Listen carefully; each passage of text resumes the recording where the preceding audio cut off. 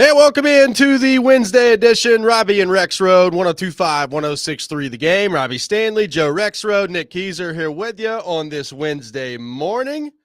We got a whole lot going on the program today. A lot of Titans talk to get into with reports out there that the Titans are moving on from Will Levis and Mason Rudolph as starting quarterback this week. We'll get more into that throughout the program today. Paul Kuharsky from paulkuharsky.com will be with us later in the show. Joe Rexrode, good morning. How are you?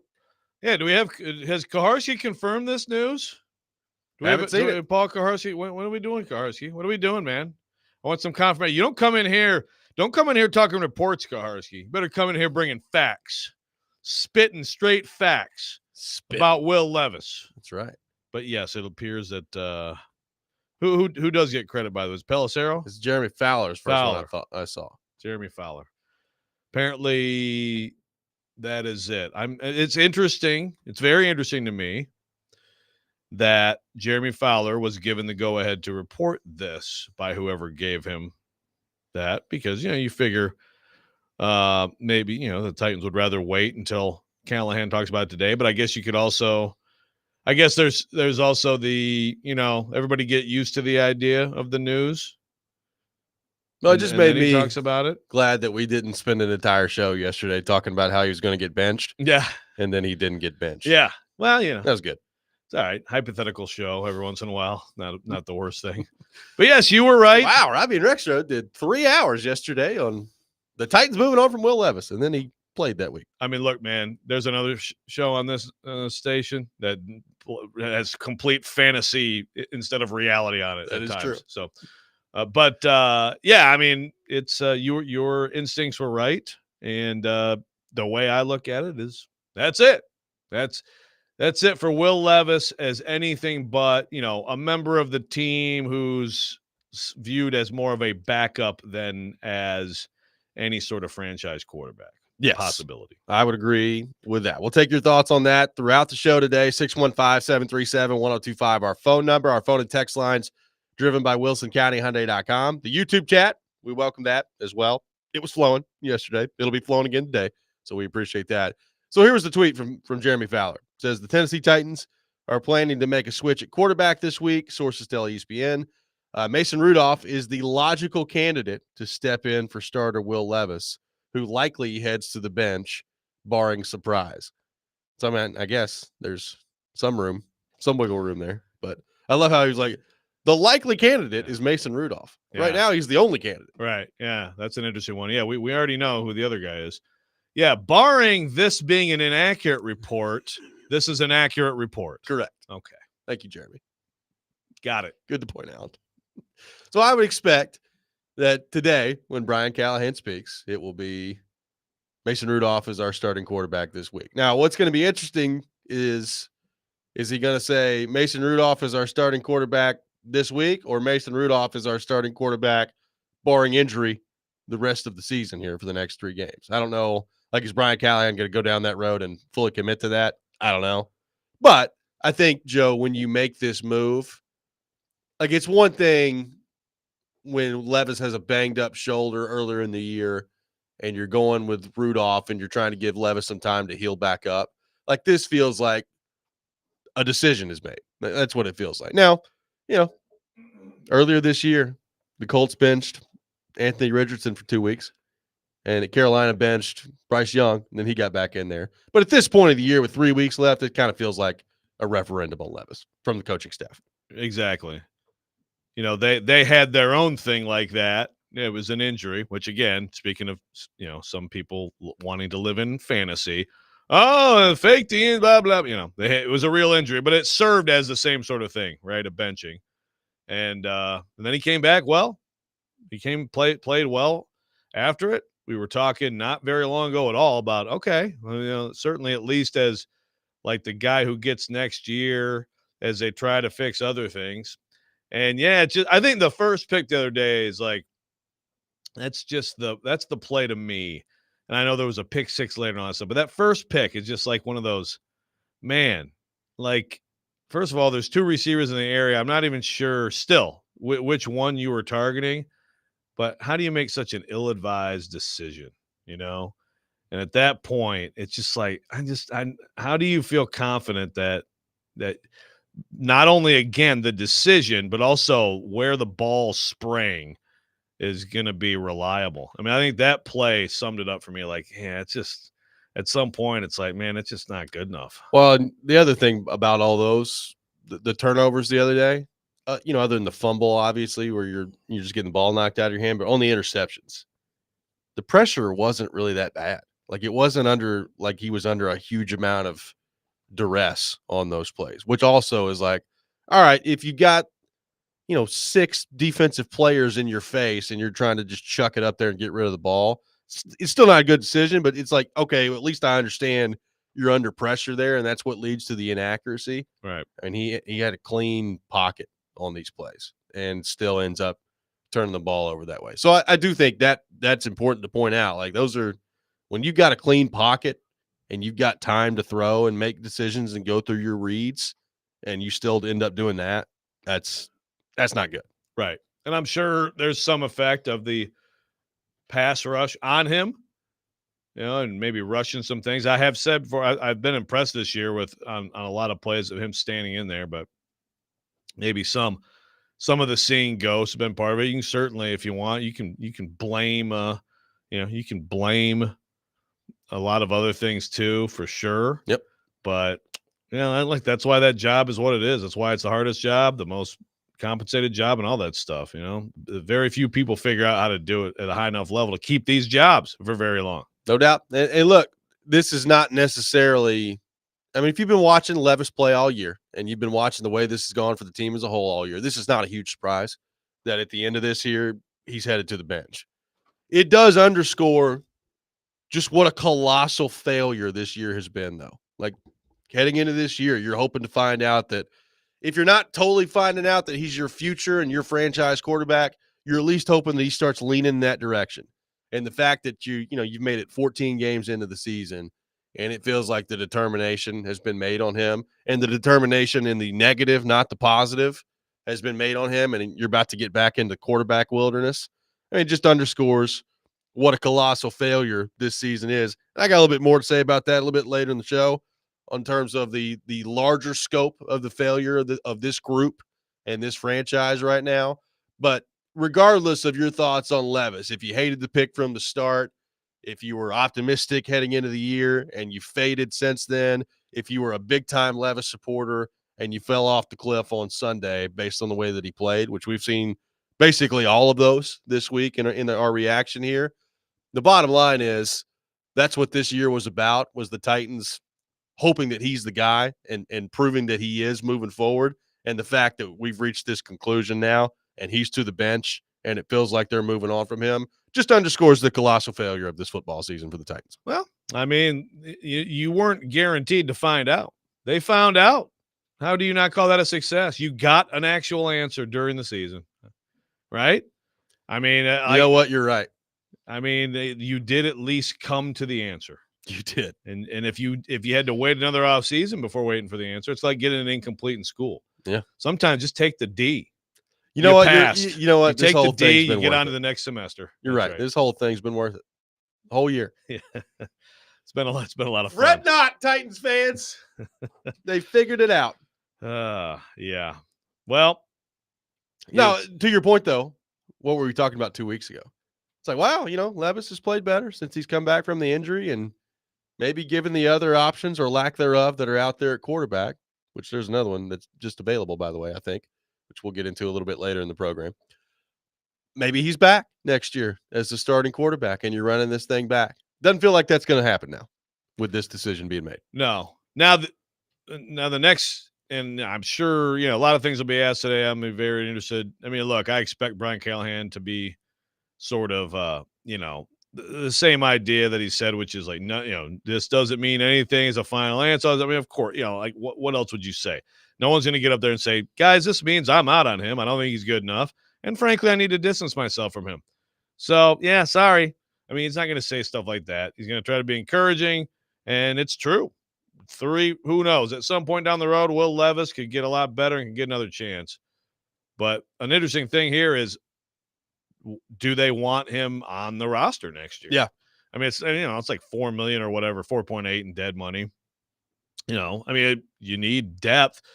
Like right now, they probably wouldn't hate having Malik Willis still, No. So, you still need depth at every position. He could again compete with a rookie, be a placeholder next year. That's I think his best case scenario is that they decide to go the rookie route, or to the Titans. It's interesting because Will Levis is he's a big personality. He's intense. Obviously, he's gone all in to get this. How will he be as the clear second guy? Yeah. Not the second guy to Tannehill when he's going to take over at some point, but now you're relegated to being the second Yeah, guy. you're the clear backup if you're on this roster next year. And sometimes in these situations, Joe, we see it around the league.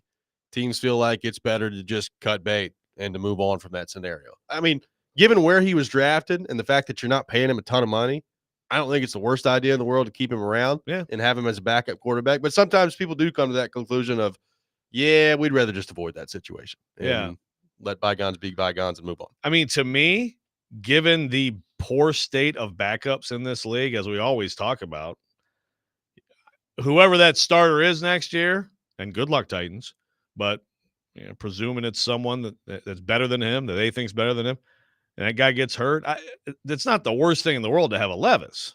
I mean, I think he'll be prepared every week to come in, and he's a guy who can make plays. I mean, yes, he can also turn the ball over, but you could do worse. So Jeremy Fowler from ESPN putting it out there yesterday that the Titans are planning to make a switch at quarterback. Mason Rudolph will be the quarterback this week. Not necessarily surprising. Talked about it all day yesterday of that possibility. But now that it looks like it's happening, what's your reaction? And what are your thoughts on the future of the quarterback position for the Tennessee Titans? We're going to get to that throughout the show today. Lots to get into later in the program with Paul Kuharsky as well. This is Robby and Rexrode. We'll have more on that coming up next. You're on 102.5, 106.3, The Game.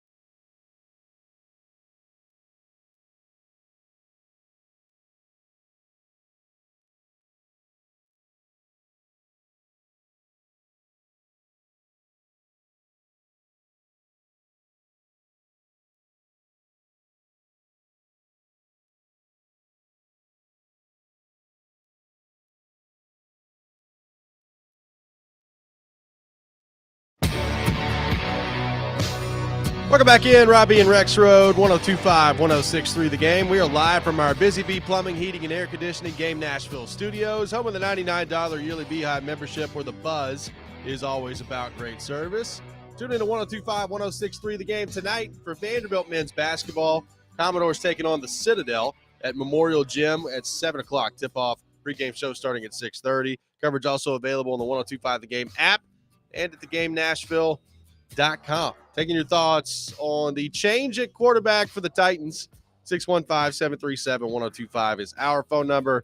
615-737-1025. So Levis out, if that means what I think we all think it means, done as the starting quarterback for the Tennessee Titans. So we went through it yesterday a little bit. What does that mean for the Titans as they look ahead here and as they embark on what I like to refer to as getting back into the quarterback wilderness? What's the solution out of this thing? The most, I guess, discouraging, number one, you want Levis to work out because you want high-level quarterback play and you want a chance to consistently compete for a championship in a conference where there's a lot of great quarterbacks here. So that's number one.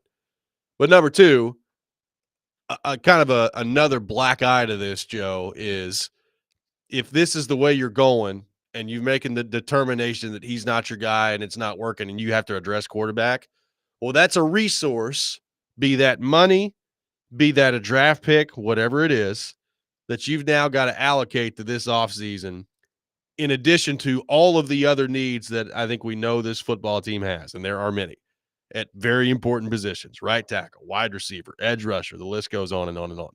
So, particularly if it's a draft pick, you're now allocating a pretty significant resource that could otherwise be spent to help build this roster elsewhere that you're going to have to look at towards quarterback now. Now, look, I talk about important positions. We all know quarterback's the most important one. So you can make the argument, well, until you get the quarterback part of it figured out, none of the rest of it really matters all that much. But it would be nice, like if you had gotten through this season and felt good about Levis, maybe not great, maybe not he's our franchise guy, but good enough to come back and see what he's got next year. What could you have done with a draft pick dedicated to edge rusher or right tackle or wide receiver and to build this thing up as high as it could possibly go in one offseason? And now, whether it's free agency or draft pick, you're allocating a significant resource, I think, to the quarterback position. Right, exactly. Yeah, I mean, obviously, best case by far is, best case is Levis is awesome. Right. And better case, or not better case than that, but better case than this case, which is the case we're in, is, okay, he's pretty good. Give him a better offensive line, give him another receiver, give that defense an edge rusher, and expect him to improve. And okay, now you got something. So instead, you're, like you said, you're going to have to devote major resource. You could even, in theory, you could do what the Falcons have done, which, I mean, I think that's the text line it's all Kirk Cousins right now. I mean, so you could do what the Falcons did, which is pay someone, him is he'd probably be the most viable option, and draft someone. I mean, that might be a little much, right? I mean, that to me is like, okay, so you're still really bad, but you got two new quarterbacks. You got to pick a path there. And then you got to try to convince someone. Cousins has a no trade clause, by the way. Now I think that he would accept a trade to somebody else. It's a huge dead money difference for the Falcons if they trade versus if they cut him. Yeah. But they might just cut him and it'd be $65 million dead money. Yeah, that's a big number. I mean, the biggest number on record was when they actually cut Matt Ryan, I believe. So, and that was like 40. So, but if you're, let's say that it gets to the point where he's available, why does he want to come here? The only answer, the counter to that would be, who else would be giving that guy a starting opportunity? Right. Does he want to continue to play and start in the NFL? So, if they could sell him on, look, we're fixing this offensive line. I mean, Pollard's really good. You got Ridley. Things are looking up despite what the media may tell you. Despite our record, ignore that. Ignore the numbers. Ignore the tape. Things are looking up here. Thing is, though, like you're right. I knew as soon as Atlanta made their move yesterday that a lot of what is going to be brought up today on our show is Kirk Cousins. Then go get him. Which I understand the thought there. Now the counter to that is he's 36. He's coming off the Achilles last year, and it's clearly affected and it him. is clearly really affected him. Now, then you get into, all right, well, what does it look like a year later when you're, a full calendar year plus removed from the Achilles injury? I don't know. I mean, you'd be bordering on 2 years removed from the Achilles injury. So it used to be that second year is when you actually see someone get more close to normal. right. Yeah. So could that be the case with him? Maybe. The flip side of that is he'll be 37. And look, I realize that Tom Brady played till he's 45. That is not going to be the new normal. Like quarterbacks are not playing until they're 45 all over the place. Right. And Brady did have a knee injury, but it was pretty early in his career. He was able to avoid serious stuff. This is serious stuff at that age, especially. And it's clear. I mean, it's like they didn't even feel comfortable passing recently with him. And it just, so it's a gamble. But again, maybe that what that might do is restrict the market for him. Yeah. So, I mean, it's not a terrible option. No. It's not a terrible option. Like, I mean, I'm looking at Cousins' numbers right now. The interesting thing about this year is his completion percentage and his yards per attempt are basically the exact same as what they've been the entire career. He's 66.9% completion percentage this year, which is exactly what it is for his career. He's at 7.7 yards an attempt, which his career is 7.6. So those numbers are kind of like right in line of where he's been. Problem is he's turning the ball over all the time. He's got 18 touchdown passes and 16 picks this year, which is just it's an astronomical number for him at this point in the year. Well, he's got, I think in his last 5 games, 9 picks and 1 TD pass. Right. It's been, I watched one of these games and I'm like, what am I looking at? Yeah. I mean, it was stunning to see some of the decisions. So it's weird because he played so well early. So why was he playing so well early, which is closer to the injury and now, but it has to be, to me, the wear and tear of the season and that thing really, right, bothered him. And then if you're the Titans and if you're him, this offensive line and that quarterback, I mean, there's just no escaping any rush. It's just if you give him, you give him that clean pocket, you're going to like the results for the most part in his career. But how far are the Titans from giving any quarterback a clean pocket? Well, and here's the other thing. And I don't pretend to know what's going on in Kirk Cousins' mind in terms of how he views his NFL future. And look, if they're going with Penix, let's say Penix comes in here and he just plays great the last 3 games, and it's clear that he's going to be their starter next year, which it probably already is clear that he's going to be anyway. Okay, so does Kirk Cousins want to keep playing football no matter where it is? Like, is he okay going to a team that even with him is probably not close to being a true contender for a Super Bowl at this stage of his career? Maybe.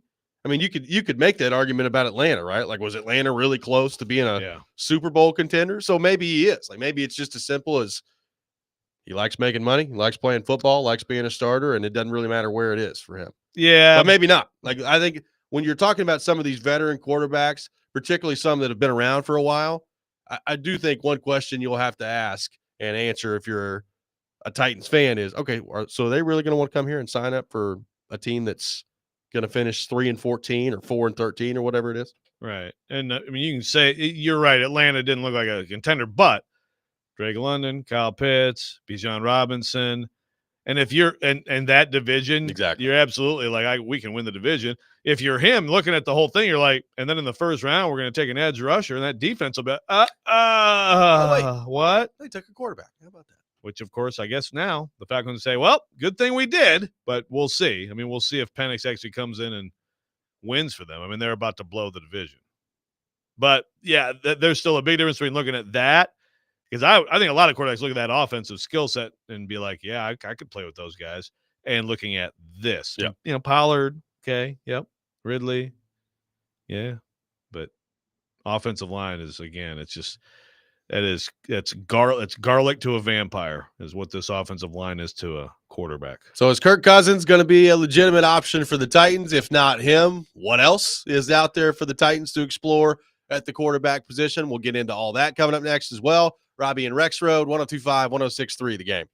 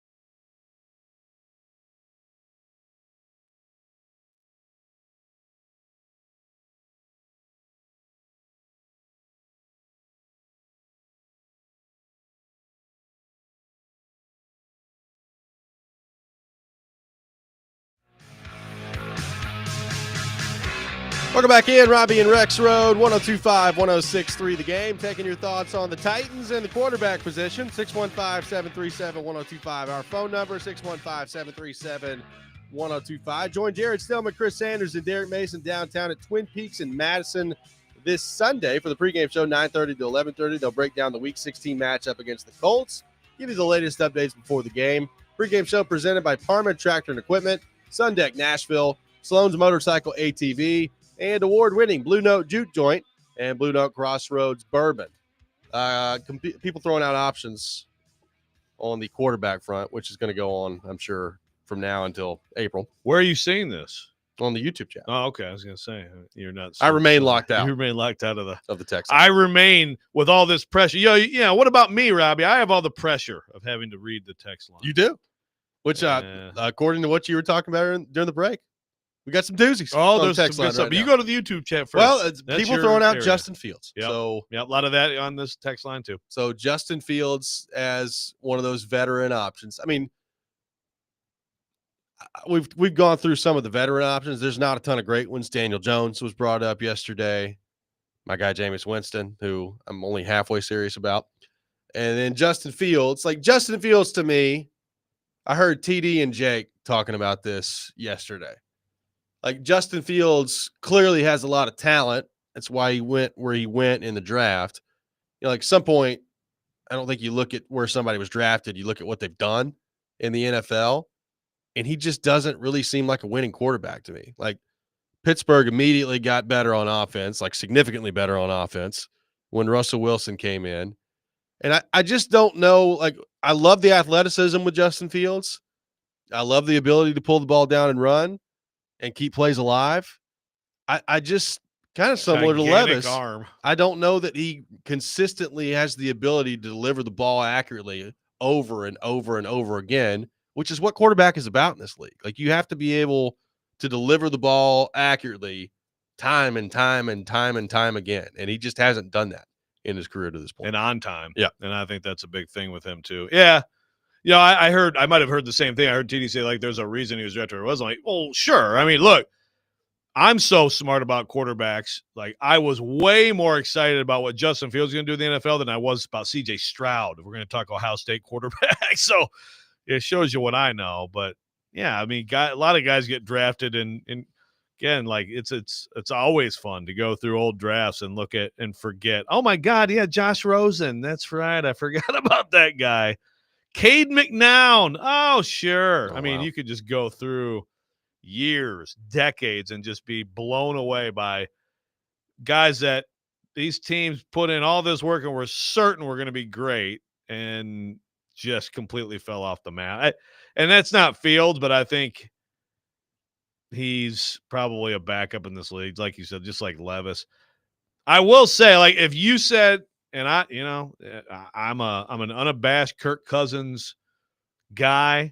Covered him from day one of college. He's a fantastic human being. Big fan of Kirk Cousins as a person. But if I was a GM and you're like, right now, pick Kirk Cousins in his current state or Justin Fields in his current state, and he has to be your quarterback next year, I still might take Fields. Maybe. I guess if I'm the GM of this team. Yeah. Because I like Fields. Then I'm actually going to do one thing I would like to see with Fields, because the Bears didn't really do this. I'd like to see more leaning into what he does well. I mean, like, I would agree, like what the Ravens have done with Lamar Jackson. I mean, but just because I can't trust this team to protect a quarterback, I don't think this is the place for Cousins. So I might actually take the young Fields, hope that some of that stuff does click in. I mean, how many years, what year is this for him in the league? Is it 5? I don't think it's the 5th year, is it? I think Maybe it's his 4th year, right? Let me pull it up. Okay, so it's his 4th or 5th year. I mean, that's This enough is his time. 4th year. Yeah, I mean, it's how many people get like Josh Allen took a huge leap. Like he took a leap in year 2 and then a huge one in year 3. How many quarterbacks, like take big steps that deep in their career? I don't know, but sometimes they sort of reemerge somewhere and they're better than you realize. Like Tannehill is like that, although again he was better in Miami than a lot of people realize. Like Fields wasn't terrible this year when he was the starter. I mean, look, I think they went 4-2. Right. So I mean, they were clearly winning games with him out there now. But the minute Russell Wilson comes in, like George Pickens starts to get unlocked, and the offense starts to put up points, and the passing attack looks good. I mean, Justin Fields in those 6 games this year has thrown for 1,100 yards, 5 touchdowns, 1 pick, and has completed 65.8% of his passes. So again, like it's fine, but I just if you wanted to do Justin Fields as a 1-year thing, which I can't imagine it would be anything more than that, at least to start, a 1-year deal, see what it looks like for him as a starter, and then if it doesn't work out, you just go draft your next guy. Like, I'm not necessarily 100% opposed to that. I just think if you think that Justin Fields is going to come in here and you're all of a sudden going to be competing for the AFC South, like I can't get there with that. So Right. It depends on what you want. If you're Amy Adams Strunk, Rand Carthon, Brian Callahan this offseason. Oh, they're all coming back? I don't know. Phillips. We're going to get into that a little bit later. Philip on the text line, driven by WilsonCountyHunter.com, says, y'all talk down on Willis as well. I kept saying in the right situation, he can win games for us. He goes to the Packers, he goes 3-0. Listen, great story for Malik Willis, and he came in here and embarrassed these guys. Malik Willis not going to be a starting quarterback in the NFL, okay? Like, I'm sorry. And I mean, Justin Fields to me is well beyond him in terms of potential of being a starting quarterback in the NFL. Like, it's great. It's credit to him, and it's credit to Matt LaFleur, your guy, the greatest living coach. You better believe it. Like, to what they did, how they built around him, and he made some big time plays, man. No question. He's not a starting quarterback in the NFL. He's not going to be a starting quarterback in the NFL. So you can say it's talking down on Willis, but we saw him here for these years. Like, this idea that he's gone to Green Bay and he's just totally different player. He's a backup quarterback in the NFL. We said, can he establish himself and cement himself? And I think he has. Good for him. But come on. Yeah, like the question with him heading into this year was, can he get to the point where he's a good backup? Right, and he has, and good for him for winning those games. Yeah. But like, I don't understand why that keeps coming up. Like we were, like, everybody here was missing this soon to be great starting quarterback in the NFL. That's not what he's going to be. Someone's saying J.J. McCarthy here. Yeah, I mean, like McCarthy, well, Hendon Hooker, I don't think those teams are giving them up. I don't think they will. I don't think so either, but the difference is, like, how old's Sam Darnold? Like, Sam Darnold's what, 27? Yeah. So 26 or 27. I mean, look, if Minnesota goes on and makes some deep playoff run, I already think that they'd be nuts to give him up after this year with the way that he's played. So, like, if Darnold's back in Minnesota and this is just what he's going to be now with Kevin O'Connell and he's this type of player, like, what do you do with J.J. McCarthy? Because it's not like Sam Darnold's 36. Like, he's thrown for 29 touchdowns, 11 picks this year. He's completing 68% of his passes, and what are they, 12-2? Okay, and I agree, but then so you have the young guy who's a backup, and you just don't know what's going to happen. You don't know if he's going to happen, but like, you don't know if he's going to fall off the table, whatever, right? Why not still have McCarthy? I agree. I'm just saying, like, Darnold, they may eventually get to the point where they say, you know what, our long-term answer at quarterback is Sam Darnold. It's not J.J. McCarthy. Could be. I mean, your Packers do this stuff all the time. Other people can't do it? Only the Packers are allowed to do this? Recent history would tell you nobody else does it. Well, that is true. I had a text and I've lost it, and I really wanted to yell at it. All right, I don't know. This is what happens when you get locked out of the text line. But yeah, with Fields, going back to Fields, he was pretty good this year. They won. I like him still. But like Russell Wilson goes in and it's like, it's an actual NFL offense that actually can pass with efficiency and score a lot of points. Right. Yeah. And that's you kind of saw the difference, didn't you? Yeah. And again, like Justin Fields, I don't think he's a bad player. Like, he's not bad. Agree. But he's not, I just don't know, based on what I've seen from him to this point, that the upside of him turning into like not even necessarily an elite quarterback, but a quarterback that consistently week in, week out can deliver the ball accurately enough on a consistent basis. And I think what you said is a big point with him, and it was a huge problem with him in Chicago. Just not being on time, not processing things exactly the way you got to do it. And like at this point, when you're Ball 4 didn't years come out here, fast when you're enough. 4 years in, like, do you learn that now? Like, you could obviously, he's still young enough where you can improve moving forward. But like, how often do you see quarterbacks really, really get a whole lot better at that? Like 5 years into their career. Right. Now I remember what I wanted to yell at. Joe from Maryland. You know what? Actually, though, I appreciate this. Let's have some variety of takes. He says, "Why can't Levis still be like a Josh Allen and take a leap? He's got the same skill set. I know this asking for a lot, but it's possible."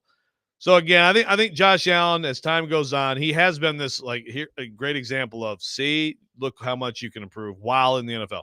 I think as time goes on, more and more, he's going to be an outlier. Also, I wouldn't say he's got the same skills. Josh Allen is like one of the best. Josh Allen's one of the best running quarterbacks I've ever seen in the NFL, and it's absurd how much punishment he takes and gives out and is fine. Yeah, that's not Levis. I mean, Levis is big and physical, and he can get out there and make a play here and there with his leg. That's not. I mean, Josh Allen is an absurd running quarterback. he's a tank. Yeah. He's a tank who on the run can be drifting to his right and throw the ball 70 yards down the field on a rope. I mean, did you see some of the throws he made the other day in Detroit? It was insane. Yeah. 615-737-1025, our phone number. More of your thoughts to get to on the Titans quarterback journey that it feels like they're about to embark on. And then at 7 o'clock, I got some things to say on the state of this organization right now. We'll get into that. Robby and Rexrode, 1025, 1063, The Game.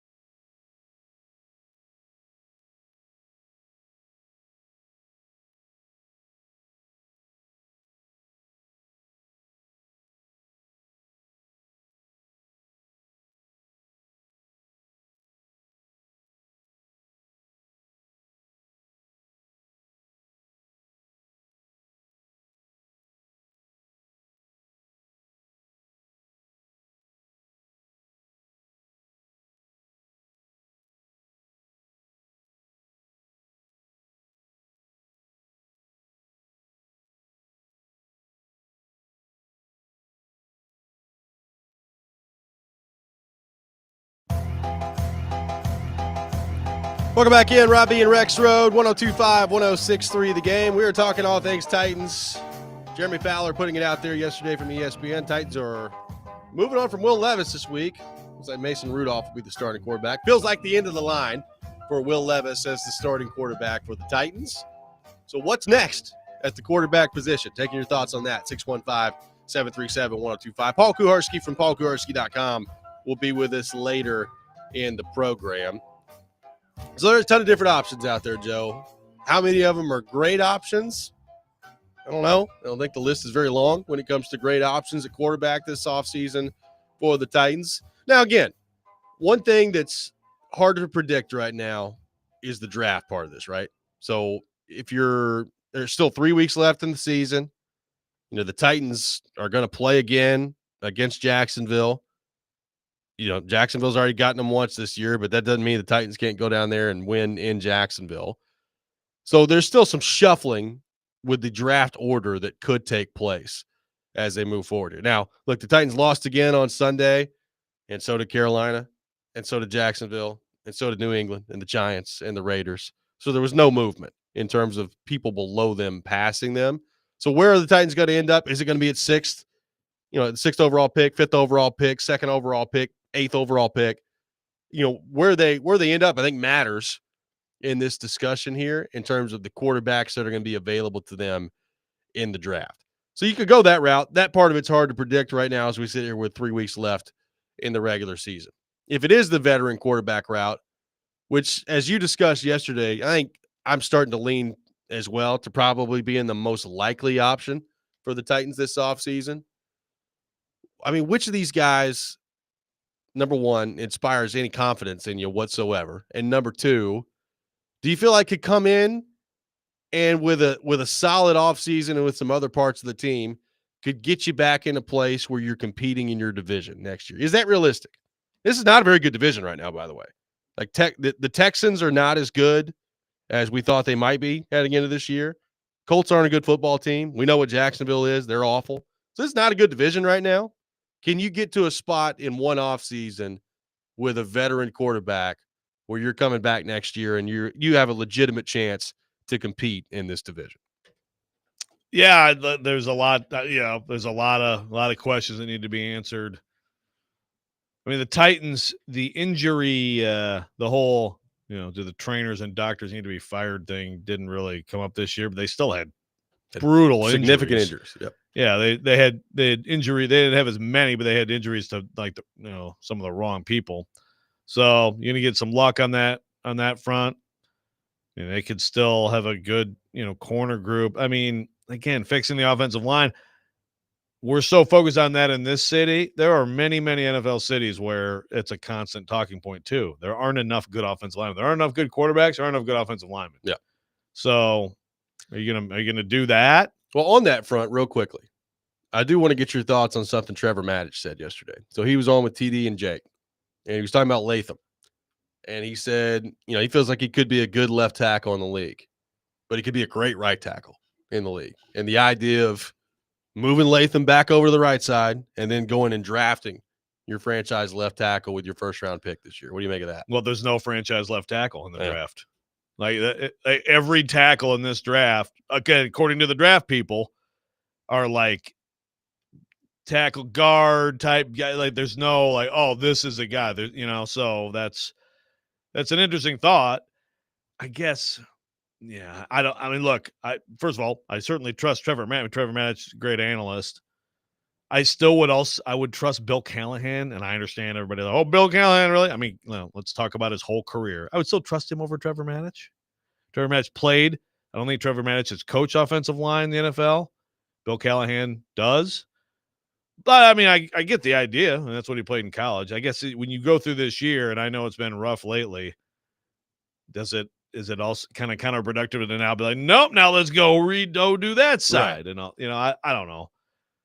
I feel like it's probably easier to find a serviceable right tackle than it is to go get your franchise left tackle now and have him go over there. Theoretically. It's been pretty difficult to find a Well, serviceable right tackle. Well, yeah, right. No, I'm not saying it's easy, but is it easier than your franchise left tackle? Like, oh, there Probably. you go, plug and play, all ready to Probably. go. Especially apparently this draft. Apparently, this is not the draft for that. Now, all it takes is one guy. So like, there's no one in the whole draft that could do this. Well, yeah, we can go through. Here we are. We're getting the draft stuff. We can go through the. We made it. Yeah, I know candidates, but that is sort of the like. There's not going to be. I know, like Banks, for example, from Texas, is not really considered that type of guy. So now any of them, could turn out to be good left tackles, but that's the same sort of thing as Latham, right? Which is like, well, he's a right tackle, but how about left tackle? There's not like, like a Lawan or whoever. Some of these guys that's like that is Joe Alt was he was going to be a starting left tackle in the NFL. Or no, wait, no, he's a starting right tackle, isn't he? He is. You just never know. You just never know. Someone talking about Sam Howell. My God. Yeah, I saw him play the other night. How down bad are you if you're talking about – did you watch him play the other night, Texter? I watched Sam Howell play the other night. Cheeks. Oh. Not quite buns, but cheeks. Trevor, though, says all options are buns. Well, there you go. Let's keep buns going. Well, keep buns alive. Keep buns alive. Imagine it'll come up a few times. Yeah, there's a lot season. Yeah. As it relates to this football team right now. Bottom line is, as we discussed yesterday, you're in a bad spot if you're the Titans. Yes, like, is it better to cut bait with Levis right now if you're just convinced that he's not going to be the guy? Probably. Now, what do you do in the meantime? And by the way, the other part of this that we've not really mentioned yet, you also have, let's say that just for the sake of this discussion, although I'm going to change this discussion here in about 5 minutes, let's say for the sake of this discussion that the coaching staff and the front office are all back. Well, the thing that is going to complicate this, if they are, unless there's just clear direction from the ownership to not let it complicate this, there is job preservation mode to think about. Like they are fully aware that if they don't show some market improvement next year, I'm not even saying you have to win the division or get in the playoffs, but if they don't show market improvement next year, they're going to be out of a job. They're going to be looking for a new general manager, going to be looking for a new coaching staff at that point. So with knowing that, or at least thinking that, how is that factoring into what you do at quarterback this offseason? Which also makes me tend to believe it's more likely it's a veteran guy. Yeah. I think, but again, that's also like, that is where, how honest are the discussions between Amy Adams Strunk and her employees? Because if I'm Adam Strunk, I don't want, as much as I want a winning football team, like, do all the things, guys.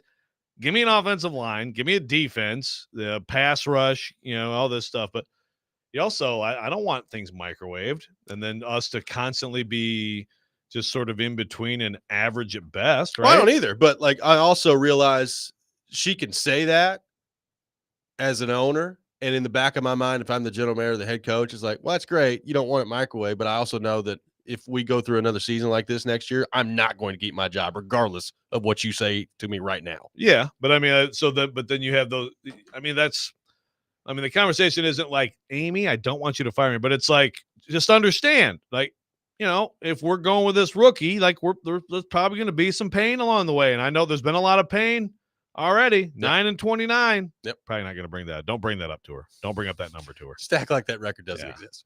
But in the back of your mind, 9-29. But just saying, if we're doing the rookie thing, we're going to do everything we can to build a team around that rookie, but I don't expect a snap of the fingers. And all of a sudden but then if you're Amy, like, oh, really? Well, I just saw CJ Stroud do it 2 years ago. Yeah. And I just saw Jaden Daniels do it this year. How come? Right. Yeah.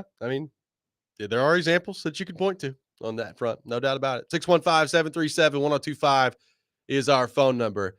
Speaking of the front office and the coaching staff, we're going to get into that a little bit and how those things will influence quarterback moving forward here.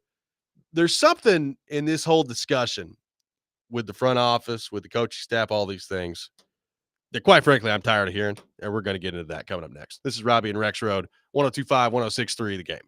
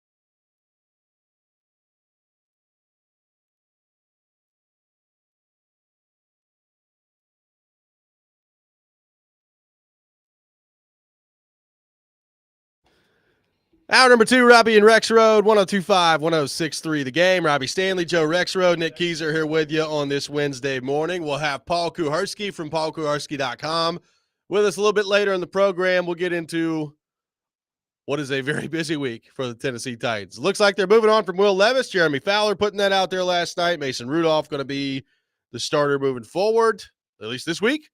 Interested to see what Brian Callahan has to say on that front later today. Hey, you about to rip the Titans? I am. Well, apparently the radio signal just died. This is absolutely sabotaged by the Titans. We're still on streaming, though. You can still rip them on streaming. That's good. Yeah.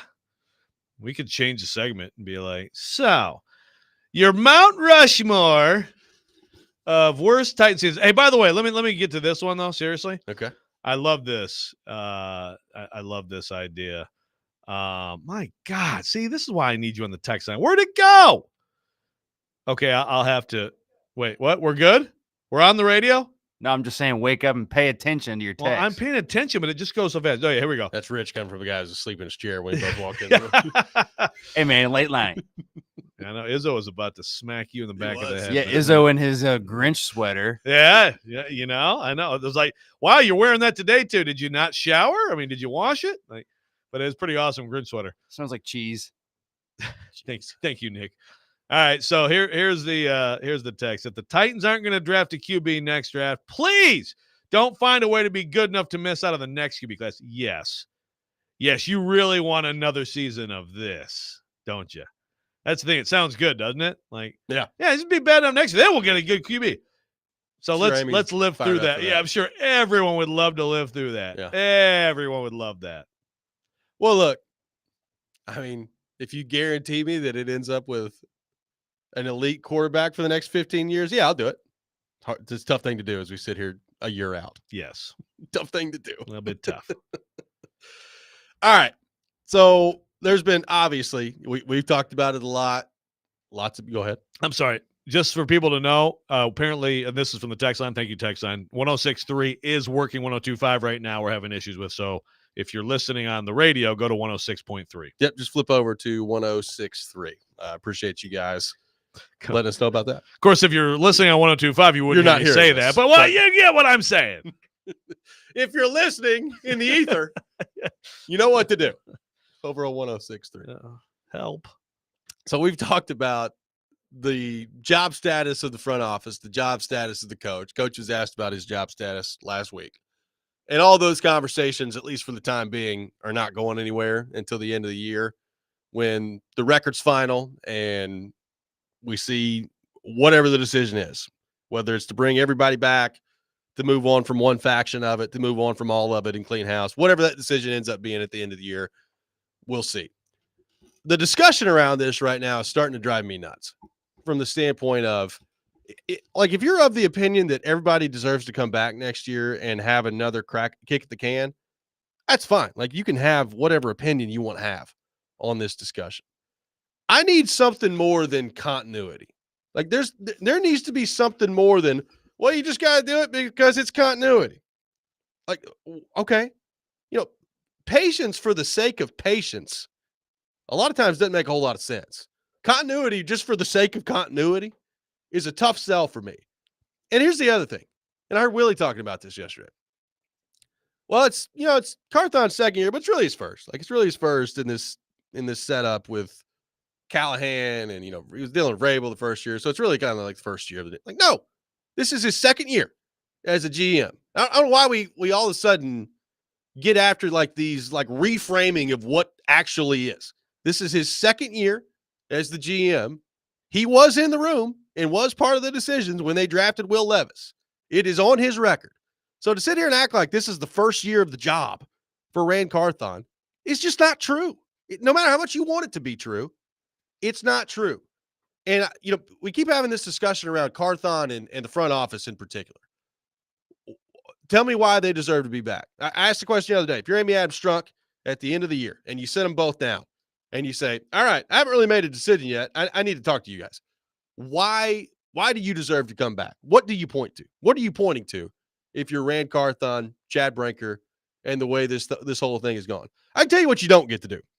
You don't get to tell me in the offseason that, hey, we went out, we looked for a coaching staff, and every single one of these guys we got was our first choice and end up 3-14 with a special teams coach that at some point doesn't look like he's ever stepped on a football field before, and this be the result. You don't get to say that in the offseason and just go off scot-free on that. You don't get to tell me that, hey, we checked every box in free agency and in the draft. We feel like we've checked every box in the offseason, and then come back and just act like none of that happened. Like, you don't get to do that. And by the way, as I brought up a few weeks ago, when you start saying stuff like that, it makes me question your competence moving forward when this is the result at the end of it. So look, again, you can have whatever opinion you want to have. I'm getting tired of it's continuity. Okay. You got to have more than continuity you're bringing to the table if you're bringing this front office back to me. And right now, nobody could give me any other reason other than that. Yeah. No, I don't disagree with anything you said. I think it comes down to what is that the question? Is the question, what have you done to deserve it? Because you can flip around and say, what have they done to deserve being fired? Well, I got pretty clear answers on that. You can come up with answers, but I'm just saying, is that the question? Is the question every year, what have you done to deserve a job? Or is it like, I'm committed to you guys. It's a whatever year thing, and we're going to get through it and all that stuff. And, we'll see where it goes. Yeah, fair point. Now, I guess my question is, don't at some point along the way here, you have to prove why people should remain committed to you? Yeah, you have to do good things. Have they done no good things? I would say Is that the bar? Like, they haven't been complete failures in every aspect of the job? Because I don't know that that's the bar that I'm looking for in the general manager. Yeah, no. I'm not. Like, Rustin Webster did some good things. Yeah. How long did Rustin Webster get? I don't remember. I have to go back and look. I mean, again, this kind of gets into, to me, anytime you get into this, first of all, like, there's just that, like, Amy Adams Strunk's competence and her ability to judge other people's competence. We can all see the product. It hasn't been good enough. I'll also say, look, man, if I second guess something from the start, then that's one thing. I liked the Snead trade. I liked the Awuzie signing. I liked the Sweat draft pick, right? And I'm not convinced yet that all three of them are disasters or bad or great. I don't know. I think Sweat has been okay, but he hasn't been what I thought. Snead, we know, like, that to me is we did some second guessing at the Snead thing from the start. You may have. If I remember, that's fine. I was like, I think it was worth the risk. We talked about the market and how it was peculiar. Again, I like the Awuzie side. I liked what it looked like on paper. Is it possible that Snead, Awuzie, and Sweat next year are part of a good defense? It is possible. Sure. So, but I think the thing that you hit on there it's the biggest problem. I mean, other than obviously the losing, but you can, like, there are people who take over bad situations and then the losing doesn't turn around. I know John Robinson's the example of you flipped it right around. It was nice to have a decent quarterback in place. It was nice to have a left tackle, whatever. Jarrell Casey was on the team. I mean, like, he didn't inherit nothing. But the biggest problem is the public messaging and this. And I agree. When you really go through that, then how could we not publicly question competence based on that? Yeah. And then it's like, so that's my big question with this is Amy Adams Strunk. Okay. So is that what was told to her? Is that what she believed? And is she sitting there now like, what in the hell happened? Well, and if it's not what was told to her and what she believed, why are you out there saying it? Right. That's the other part of this. Yeah, sure. Like, either it was told to her and that's what she believed and this is the end result, or you got the GM out there just spouting off in the offseason. Either one of those is a problem. Now, is it a fireable offense? That's where we can start to get into some of that. But, like, this idea, like, all I hear about when it comes to, well, why should Rand Carthon, Chad Brinker get a third year at this thing? Well, it's continuity. Well, when you continue bad things, a lot of times that doesn't end up working out really well for you. Now, maybe it does. Maybe they get through this offseason and the moves at the end of the Robinson tenure have just totally screwed this team. And it's going to take 3-4 years for them to get out of it. And maybe these guys are the right guys for the job. But you only get to lean on continuity for so long in this league. And I'm about tired of hearing about continuity. Yeah, it can't be the only thing. I mean, you have But to right now it feels like the only thing. Yeah. And so again, it's like a few weeks ago, I was sitting there saying, man, Latham looks like a good pick. And you don't just dismiss that you made a good first round pick. That's a huge thing. Now, did they? Again, he's another one I'd throw in the three guys I just mentioned where I'm like, it's not good lately. I would not give up on him. No. Do I think he's going to be good, great, bad? I don't know. So is it possible they've done some good things? Yeah. To me, it's, you give him this offseason. And then if things don't get better, and they have to get a lot better at the public messaging.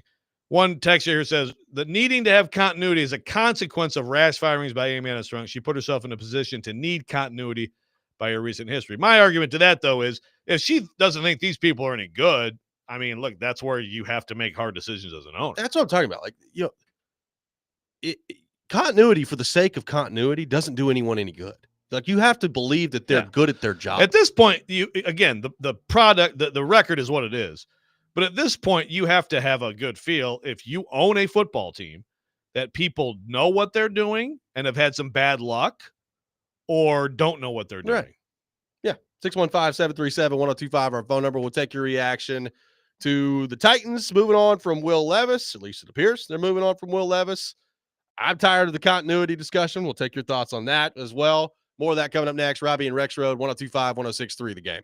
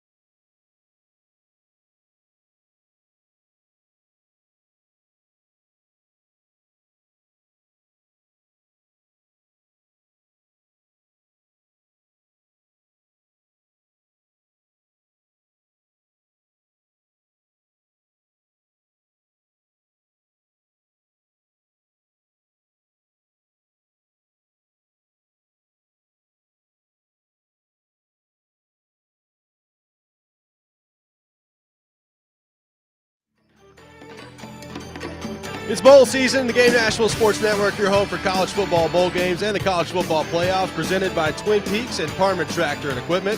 Catch the Art of Sport LA Bowl on 94.9 The Fan. Cal taking on UNLV, kicking off at 8 o'clock. For a list of games carried on the Game Nashville Sports Network, visit thegamenashville.com/bowl games. Paul Kuharski from paulkuharski.com with us now on the program. PK, good morning. How are Good morning, gentlemen. Excellent conversation on the way in. I think I have something to continue it with, if I may, you? Go ahead. on this continuity front. Chad Brinker's a genius. No. I think I lean towards this side, and I mean, you're on the continuity side too. I think. Ish. But here's the other side of the continuity thing, right? If you blow this thing up at this stage, the next guys come in and they say, you know, these linemen are too big. I want smaller linemen, smaller, more agile linemen.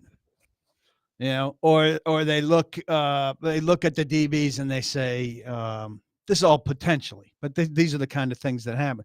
They look at the DBs and they say, Brownlee's just too damn handsy. I can't take these penalties.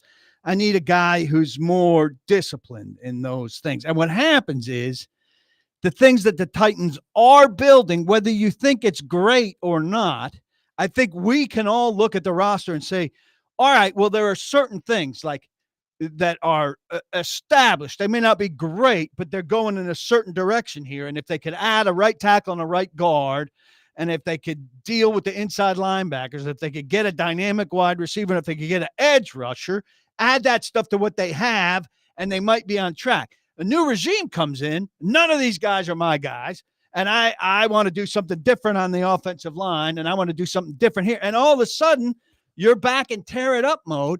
And now some of the guys who are key pieces to this regime, who we could all agree are at least good, may not be seen as favorable guys. Like we've seen the tight ends pretty much fall out of favor with this regime now. And I think they're looking for a new tight end.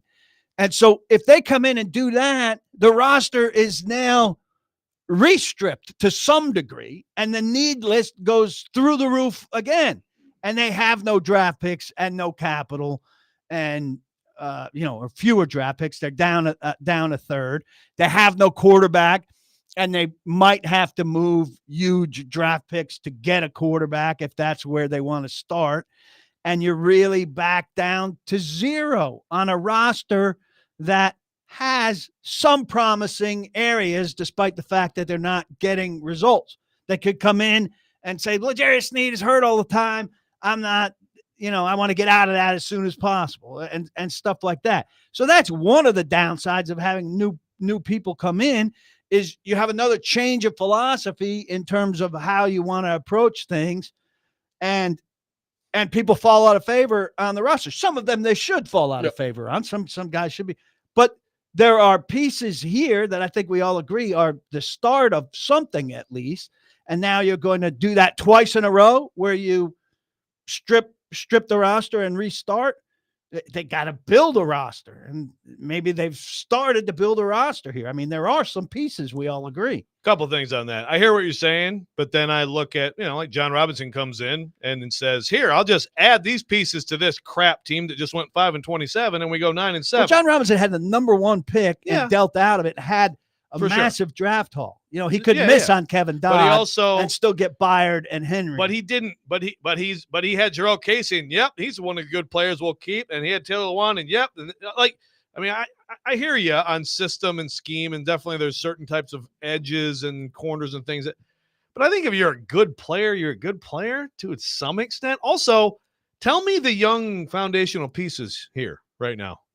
Well, there aren't as many as you'd like. But I mean, there's some good players who are veterans, like a Harold Lander, who's looking like he's fading a little bit, right? And Jeff Simmons is a good player, is on the way out. But I mean, like Brownlee, McCreary. Brownlee, McCreary, Hooker, I think still has maybe a couple years left to him. I'm not giving up on Latham. Like Latham shows some good things throughout the year. To me, struggled late. You have to go forward with. Yeah, Latham is I would call him a foundational. pick. Here's Westbrook he has to Akine be now, you need to outbid people for. There we go. Well, here's my flip side of what What if you come in and say, I don't like the split, this concept of a split backfield, and I'm not interested in throwing to my running backs. I want a workhorse running back. Now, how much would that suck if a new guy comes in and wants what you had and gave up and spin around? Well, here's my flip side of what you just threw out there. Let's say they keep him, and continuity is really important to them. Well, they still got to find a quarterback.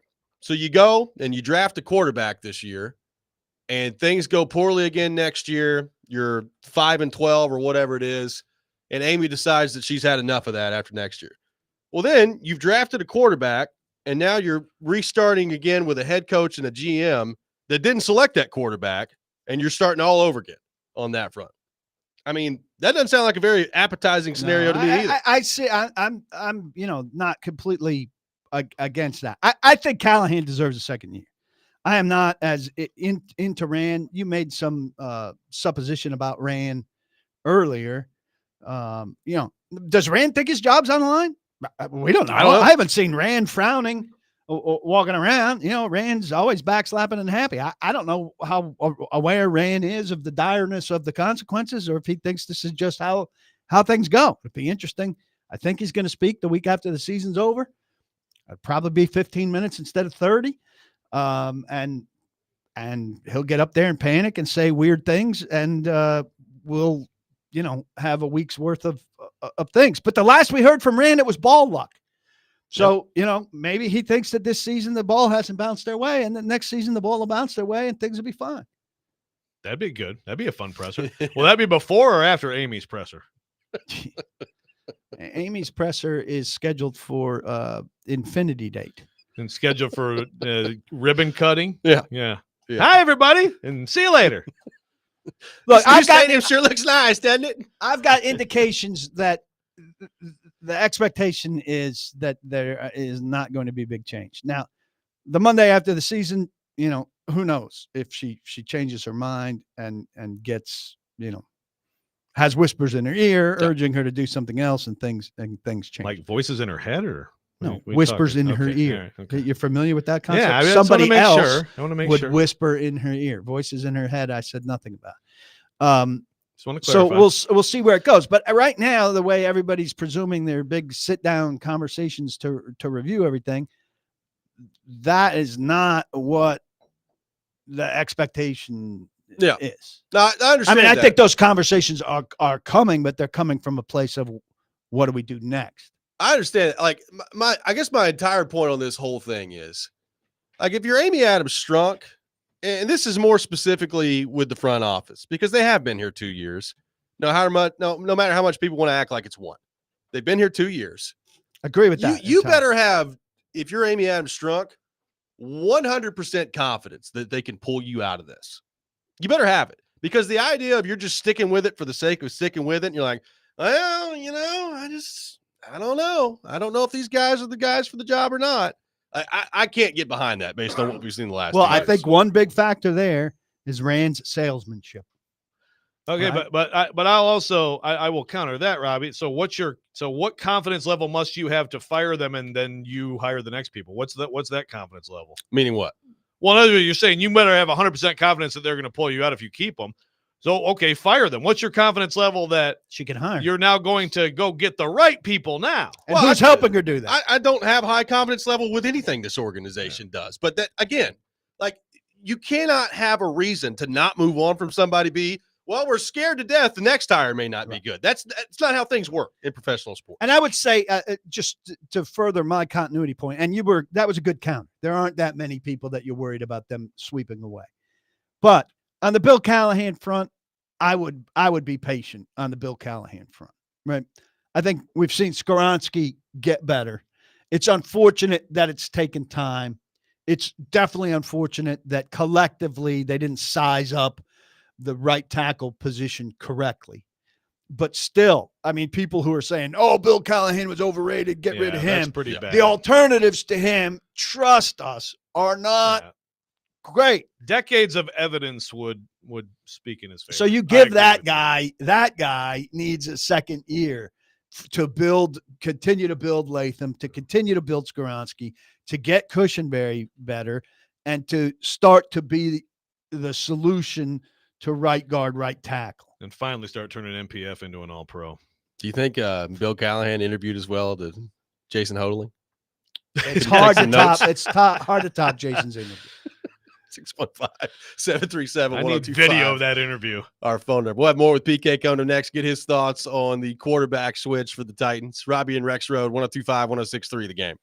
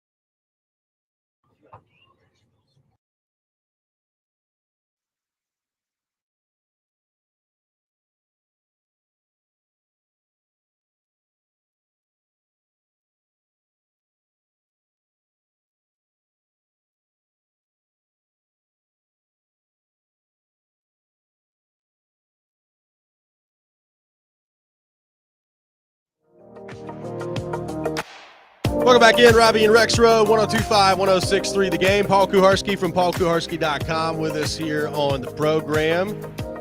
PK, Jeremy Fowler putting it out there yesterday. Titans making a switch at quarterback, going with Mason Rudolph. That is after Brian Callahan's comments on Monday. Not overly surprising. Levis to the bench Sunday. Had a horrible game Sunday. Callahan, I think, was really setting the table in his Monday press conference for the move that he was getting ready to make. And it looks like Brian Callahan is out on Will Levis. So your thoughts on what has gone down and what we expect to go down at the quarterback position this week? I confirmed. So in Joe's world at The Athletic, we don't have to mention Jeremy Fowler anymore. We could just claim that I had it, right, Joe?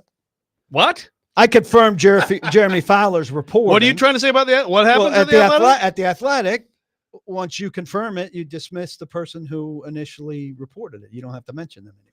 Well, first of all, That's correct. Just say that's correct. first of all, this whole, you're older than me, way older, but this whole I must go back. It's a stupid social media thing. And, it's fine. You do it. First report it. To me, what I was taught growing up was that if you have to get information, if you can confirm something, then you confirm it. I never, are you writing something in a newspaper? Like the Detroit News had it first. Why? No, we don't do that. Well, now, if you have to lean on part of the initial report and you can't get that reported, then you have to cite that. Well, I will say on this one, it's not as important because everybody knew to ask the question. But The Athletic does it on things like where you wouldn't think to ask the question. Harold Landry tears his ACL on a random Friday at Titans camp. You have no reason to ask that question. So you go confirm a report about that. Well, you never would have gone and asked people if Harold Landry tore his ACL on that Friday, but for somebody reporting it. In that instance, you absolutely have to cite the first person that reported it. It's nonsense to say, well, I got the information myself, so it's irrelevant that somebody reported it first. You never would have made the phone calls to ask the question, but for the initial report. Yeah. Hey, you're kind of whining. That's right now, but it's absolutely fine. true. I can't believe that you, as a you're kind of traditional journalist, Well, that's the social media age of let's all be polite to each other. That's fine. That's not being polite. It's being that's ethical. What, it is. What was your it's question? Not ethical, dude. Oh, your It's thoughts not on the ethical. quarterback switch that is taking place? I think it's a mistake. I mean, I don't see what you get out of 3 games of Mason Rudolph. Even if you're done with Will Levis, it's just better for the organization. You got Will Levis under contract for 2 cheap years coming up. Odds are very high he's going to be around. Getting him 3 more games is better than being punitive here. I don't think the locker room is thinking like, oh my God, Will Levis isn't being held to the Jaquan Jackson standard. He's talking about, guys looking at that. If you lose Jaquan Jackson, what's the big thing there? I don't give a damn about what a guy who fumbled consistently and got benched is. If he's looking at the quarterback and thinking he should be suffering the same fate that I am, I don't care. Everybody's not treated the same. Everybody shouldn't be treated the same. Did I say tweeted the same? Yes. We almost tweet. Give each other credit for so everything. I just don't. I understand the rationale that he's made bad decisions against Jacksonville and then played incredibly poorly in this game, but I don't see the benefit of 3 Mason Rudolph games here. I do have a point here on the text line driven by WilsonCountyHunter.com, which sadly I am in charge of and I'm not handling well. But this texter says people keep acting like Amy's been this rash decision maker, like she's fired back-to-back 1-year head coaches GMs. Vrabel got 6 years. J-Rob got nearly 5 just because the game hosts don't agree with the firings. They were not fired without a shot to regroup. There were 3 complete drafts. Yeah. So and then there's more here. It's like, not going to read all that. Congrats or sorry that happened to you. But the point, but she did also give the huge extensions, and then she fired one of those guys after the huge extension less than a year later. And then less than a year later after that, she fired the next guy. Yeah. That makes that's where the rash decision Context. maker. Yeah, I mean, like there are easily looked up facts on the internet here to counter what you're saying. Also, this person doesn't believe you're older than me, so like we got real issues with this text. I am 55. Joe? I'm 51. Joe's 90. You're Joe's way 50, older than me. Really, Thank 52 you. if you round up. Yeah. By the way, tornado. And I'm 54 if you round down. That's true. So we're 2 years apart. That's true. Keep an eye on the weather out there. Got tornado warnings that have been issued for parts of Lewis, Perry, and Hickman counties in Middle Tennessee. So we got a nasty line of weather coming in. Just make sure that you're weather aware out there this morning as you're traveling either into work or you're listening at home. We'll keep you updated on that as best as possible. But a tornado warning issued for parts of Lewis, Perry, and Hickman counties. We'll have the Rex Rant with Joe Rexrode coming up next. Paul Kuharski with us for the rest of the program as well. Robby and Rexrode, 102.5, 106.3 The Game.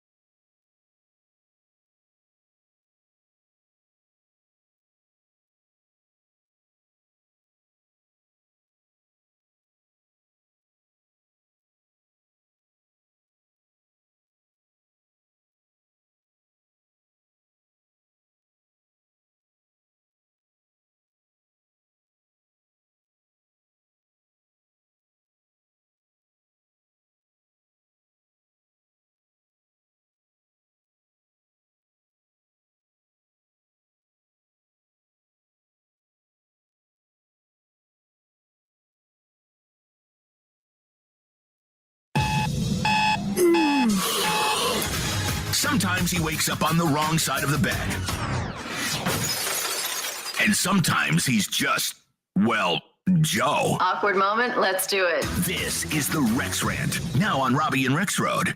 This is so frustrating. He's kind of ugly, though. It's time for the Rex Rant with Joe Rexrode. You can check it out every morning here on the program. Paul Kuharski is with us as well from paulkuharski.com.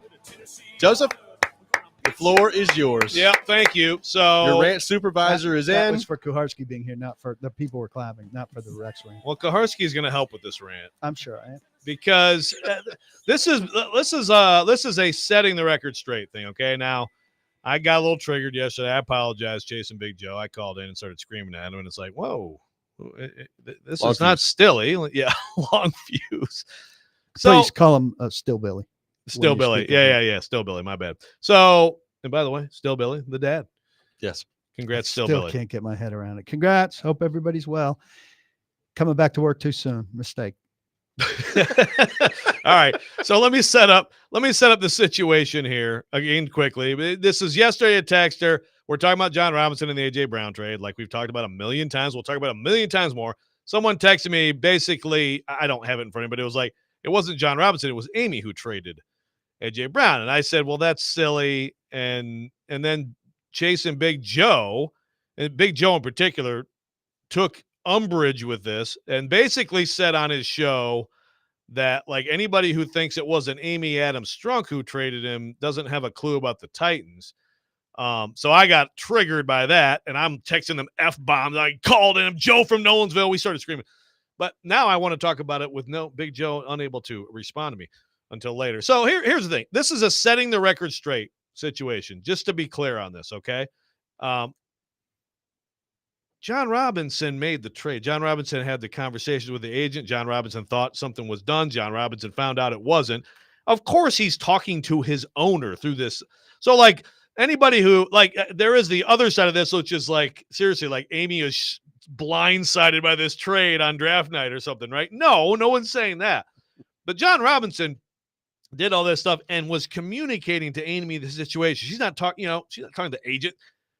So John Robinson made the trade, guys. Of course, Amy Adams Strunk is a part of the trade and signed off on it. So now, again, Chase is like, well, I think she influenced it more than signing off on it. Okay.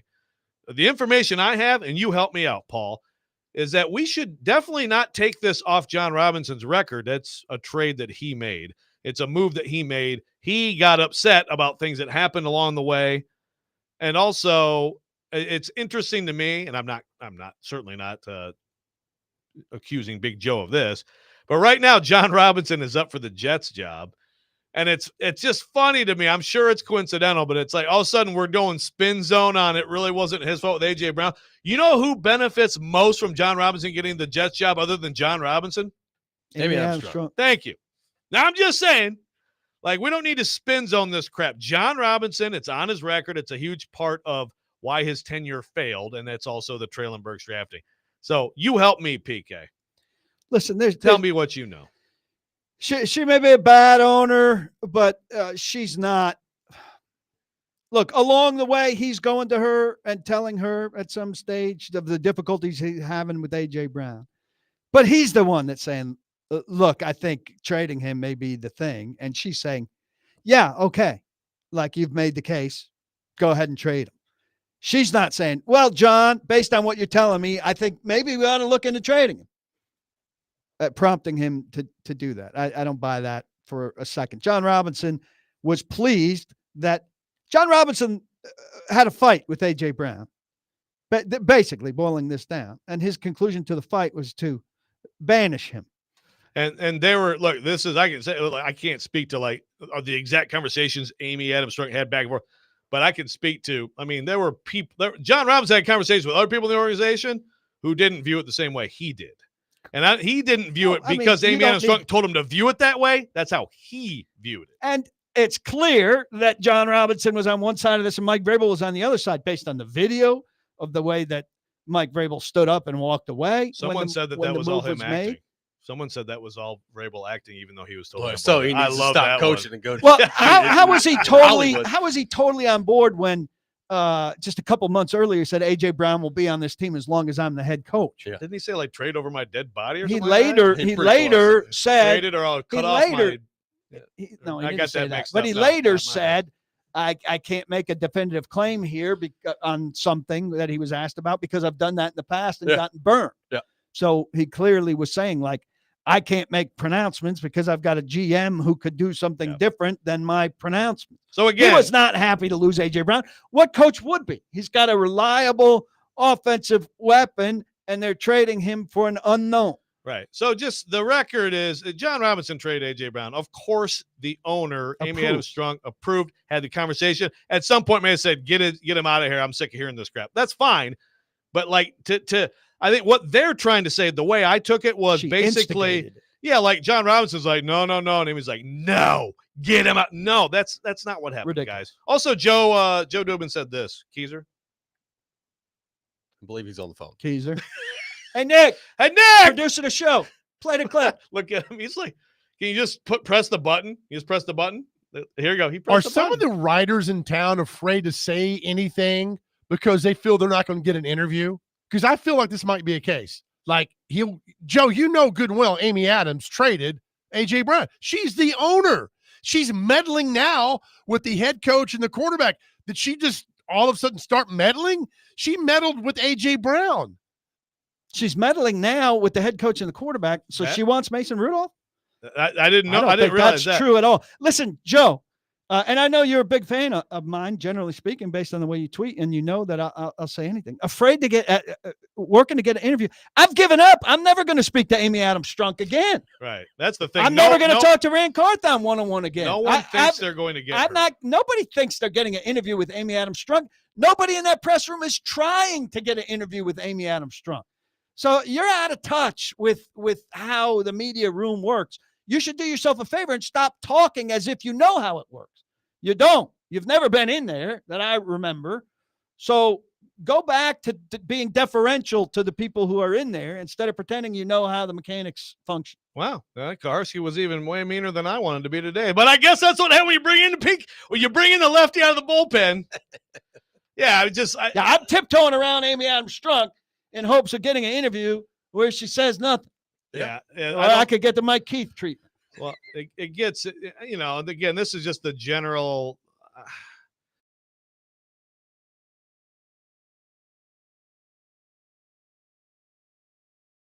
Yeah, well, that's a good point. Right. But, I guess like even this access of going to pressers, they think like some people think, Joe obviously doesn't think that. He knows that's not the case.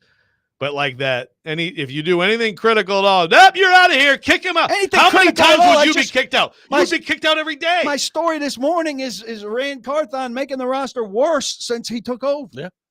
I didn't get a call this morning about not coming to the facility today. I would like to propose the Titans might consider kicking PK out today. Can we revisit the idea of Vrabel acting on the A.J. Brown trade video? That's Because that's what I want to do. I want to embrace that. Vrabel Watch this, may- guys. reality. Vrabel Watch by this, then- guys. Vrabel by then may have come to terms with what was happening. He would not backing that. As I recall that night, like maybe the first question, didn't you? You were like, "Hey, you didn't look very happy." Like, oh well, thank you for telling me how I felt, Paul. You seem like you're still Right? Isn't that about what happened? I think that's about what I happened. don't You don't recall remember? it. You're way older than me. How could you possibly remember? I don't remember because I love you, Big Joe. By the way, sorry PK was so mean. Yeah. Nice. I mean, I just don't know why he's going there. Their ratings seem to be doing pretty well without nonsense like that. 615-737-1025, our phone number. We'll have the next hour with PK talking all things Tennessee Titans. Lots going on right now on the Titans front. We'll get into all that. Robby and Rexrode, 1025, 1063, the game.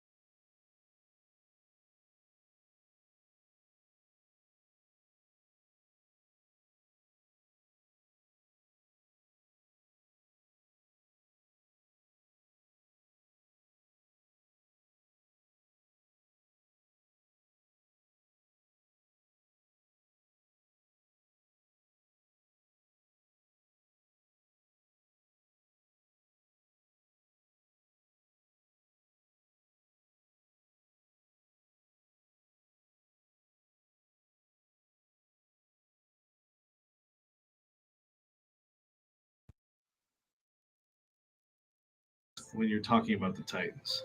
That is true. Yeah. Talk Big about Joe being out says, of touch. Joe Rexrode, good Lord, you'd be a terrible defense attorney. Terrible. Robby seems like corral your boy.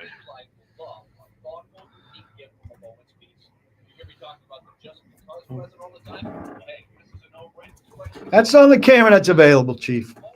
I'll just be big faced. People want to see me They do. straight up, big up. As far as you know. Tomorrow will be on Joe's camera. You don't have to worry about it.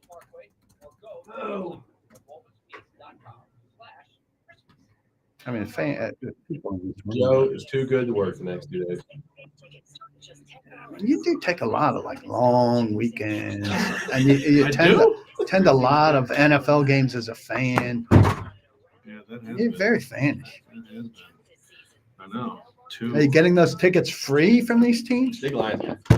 I'm not getting these tickets free from these teams, but Bob Kravitz got me my Colts tickets. Bob. And Bob getting them for free? Bob's got a guy. Eddie White, Who's probably Eddie White. that?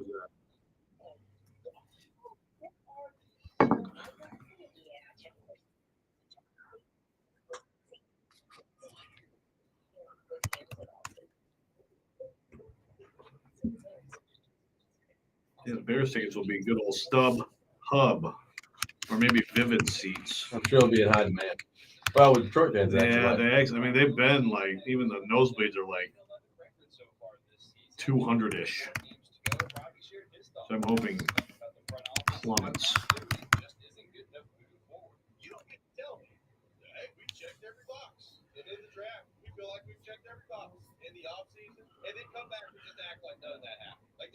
The thing about that damn press conference with Rand is that I'm only going to get one question. Yep. The week before, I'm going to say here, if you were in the media and you haven't been out there and you haven't asked a question all season, shut up. So will that be Stilly? Will that be Stilly? You do need to tell like the Include TV still. people, hey, we don't need you for this. Just record. I know. And Yeah, let don't the, ask let me the your- big boys do Yeah, the I know. heavy lifting. Seriously. I mean, like Maybe layman, you can ask a question. Yeah, Everybody he asked a else, question. yeah, like Layman, maybe Corey. Corey, yeah. People who ask questions regularly, that's fine. But nobody who Questions doesn't ask a that question, aren't like what don't kind of don't send out a news reporter and have him ask.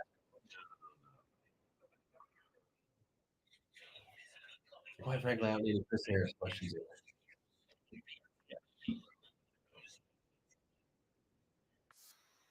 YouTube is live. Hot mic warning. What's up with that? Oh, great. Yeah.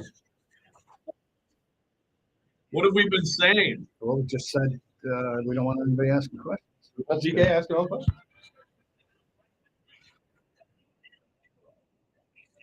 Okay.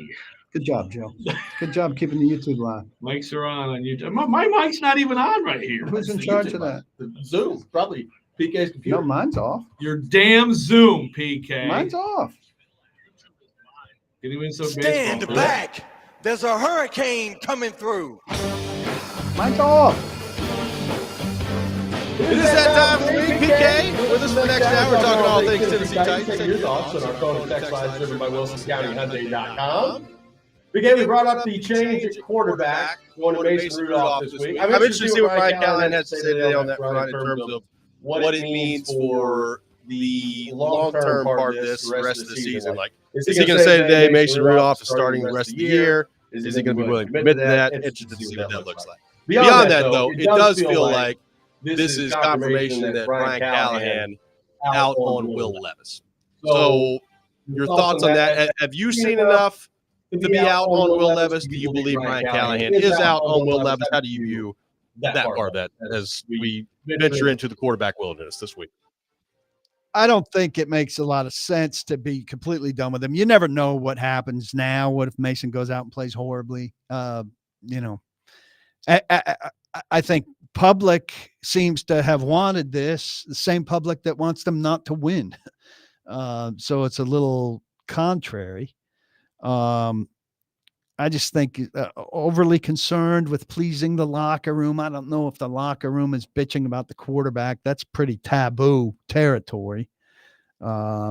if it's happening privately and not happening publicly, I think he's kind of created that as the crutch to make this decision. Clearly, they'd like to be done with him, but as you guys were talking about as I was driving in, the alternatives just don't exist. So it's very difficult for them to find something that's assuredly better, that's at a reasonable price. I don't think you really be concerned about the price, but if Sam Darnold's your alternative, if he's tagged, then you're talking about huge money plus trade capital. If he's not tagged, you're talking about huge money. But anybody that's in this situation, and there are plenty of teams that are in this situation, that's the number one guy on the list. So you're in some heavy competition. Draft-wise, you're going to wind up. You would not do well in that competition. No. And draft-wise, you're 5th or 6th. The 2 quarterbacks are going to be gone before you, and the 3rd quarterback's not going to be worth it.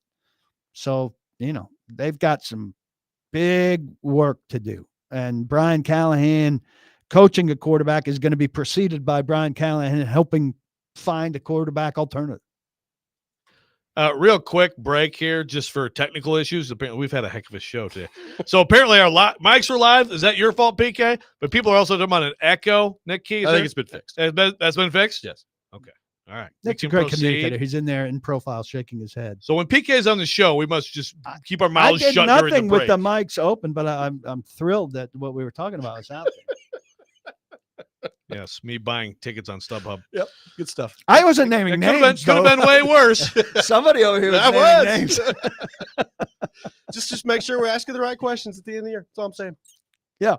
To summarize, no need to go back and listen. What did we talk about? End of the year press conference. Joe's really good at being discreet about this too. It's good stuff. Yeah, it was really the Christmas presents for our wives that we were getting into, and we know none of them are listening. So that's true. Will this be on a podcast later? I'd like to go back and listen. Sure. Yeah. So Kirk Cousins, PK. Throws a lot of interceptions, and he's on the downside, and he's not that expensive. I mean, he's expensive, but he's not that expensive. You would love it. I mean, we'd see you over at the Titans facility. You wouldn't even bring any equipment to do any interviewing or anything. You'd just come hang, right? Probably. Yeah. Hang out with Kirko, He's yeah. a Springsteen guy like you. Listen to some Springsteen jams. No, I said this earlier. First of all, it's weird because he played really well early in the season, coming off the Achilles. You're like, oh, wow, these new Achilles things really, these procedures are revolutionary. And We hope so for Lloyd Cushenberry. He looks like he can barely move now, which, I mean, that doesn't explain away the picks. But well, with the Titans' offensive line protection, that won't be a problem. Well, right. That's the thing. He's probably the worst type of quarterback that you'd want to bring in here, right? Like the guy, like Goff is the same thing. I've been saying all year, Goff would suck here this year. We'd all think Goff was washed if you play for the Titans.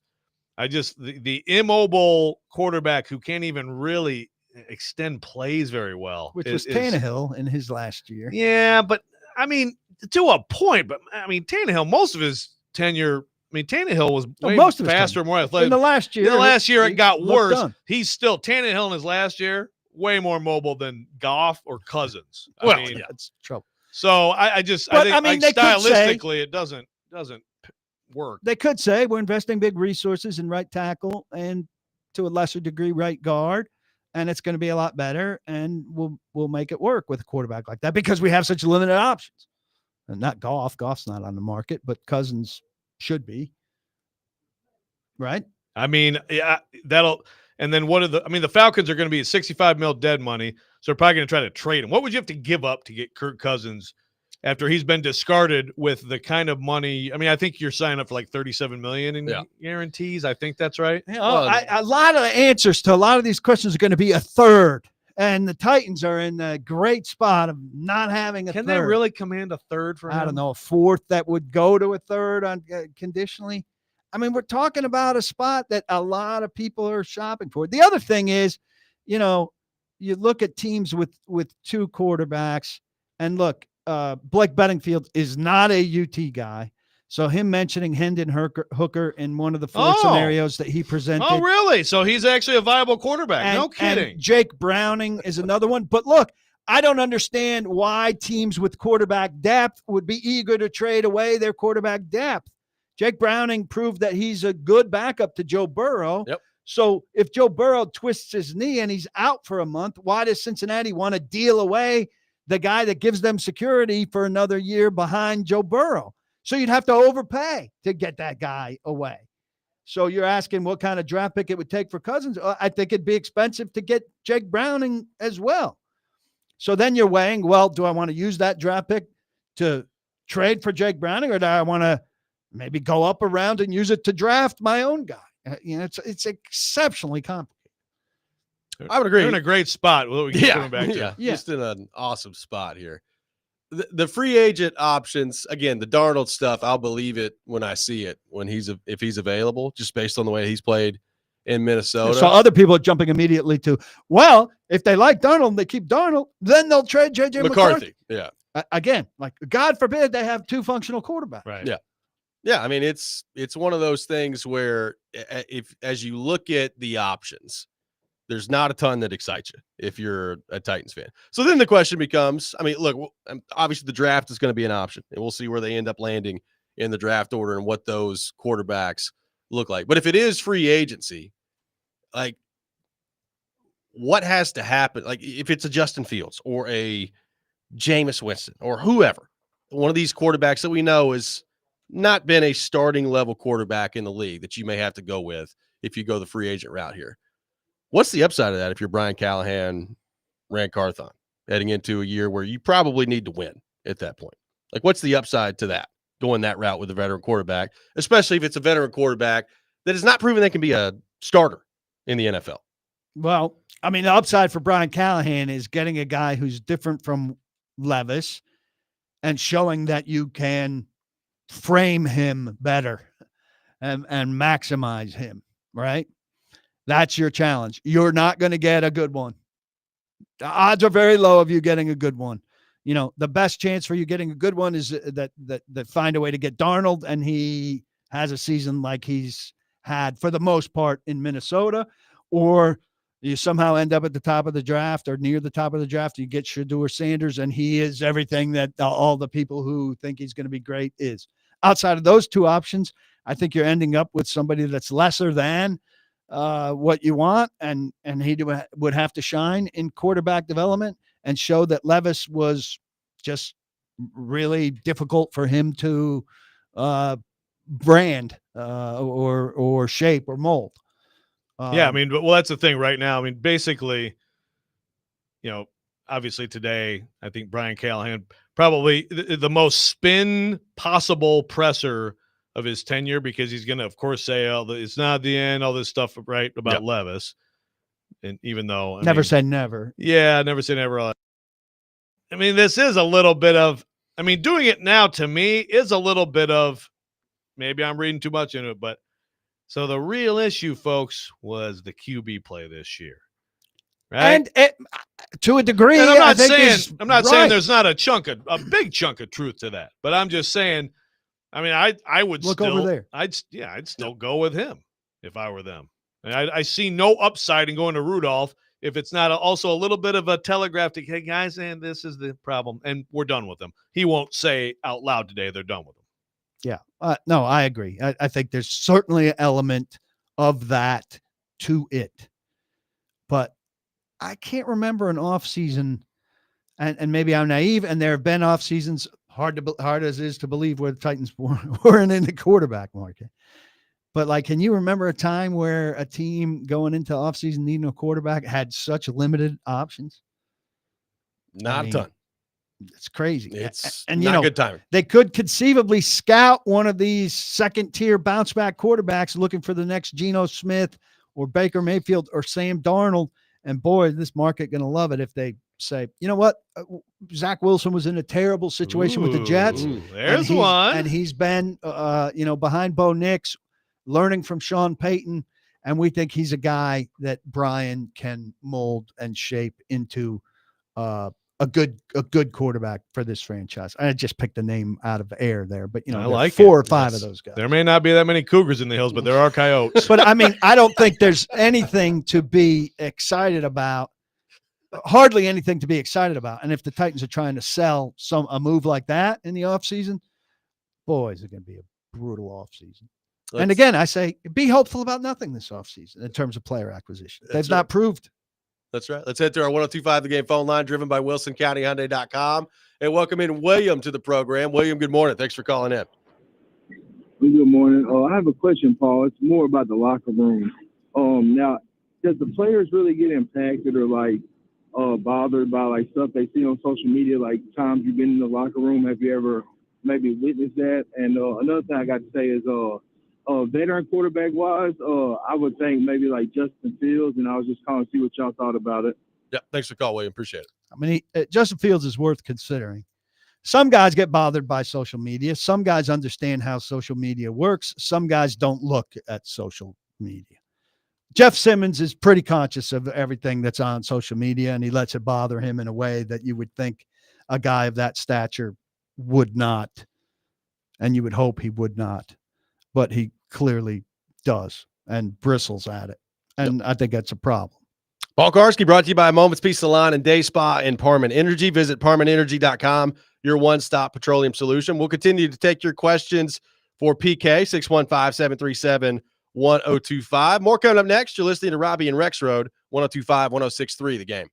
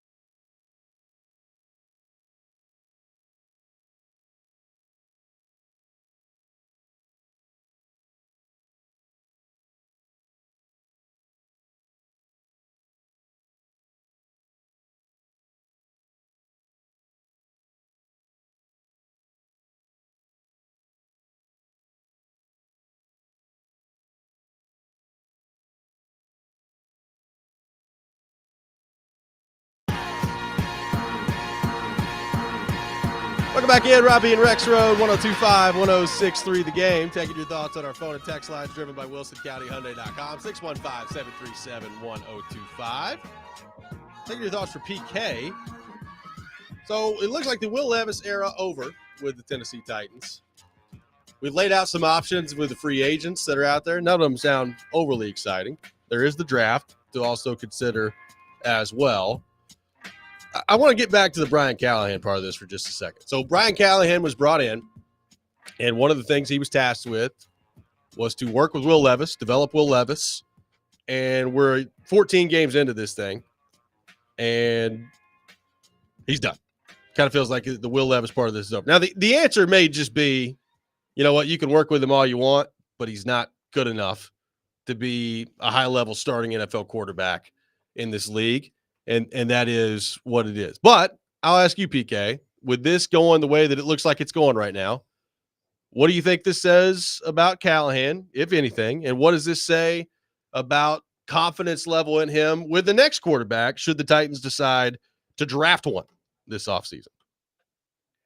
Well, internal confidence is probably higher than external confidence. I would say that. I mean, it's not just that he didn't work magic with Levis, who I think we all understand has limitations that aren't necessarily going to be coached out of him. Even though he was so excited about working with He him. was Yes, very keep excited. going. Yeah, right. I mean, every coach is going to say that coming in, right? Every coach is inheriting some stuff that he's got to say. Could have nice been a little things bit less about. effusive, but yeah.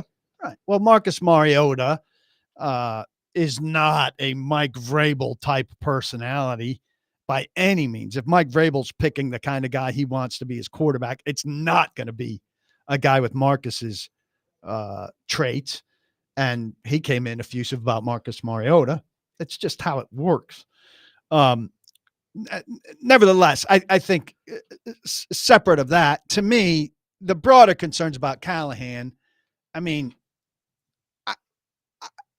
can he develop a quarterback? I don't know. But he can't run a no-huddle offense. Now, is that all on Levis? I don't know.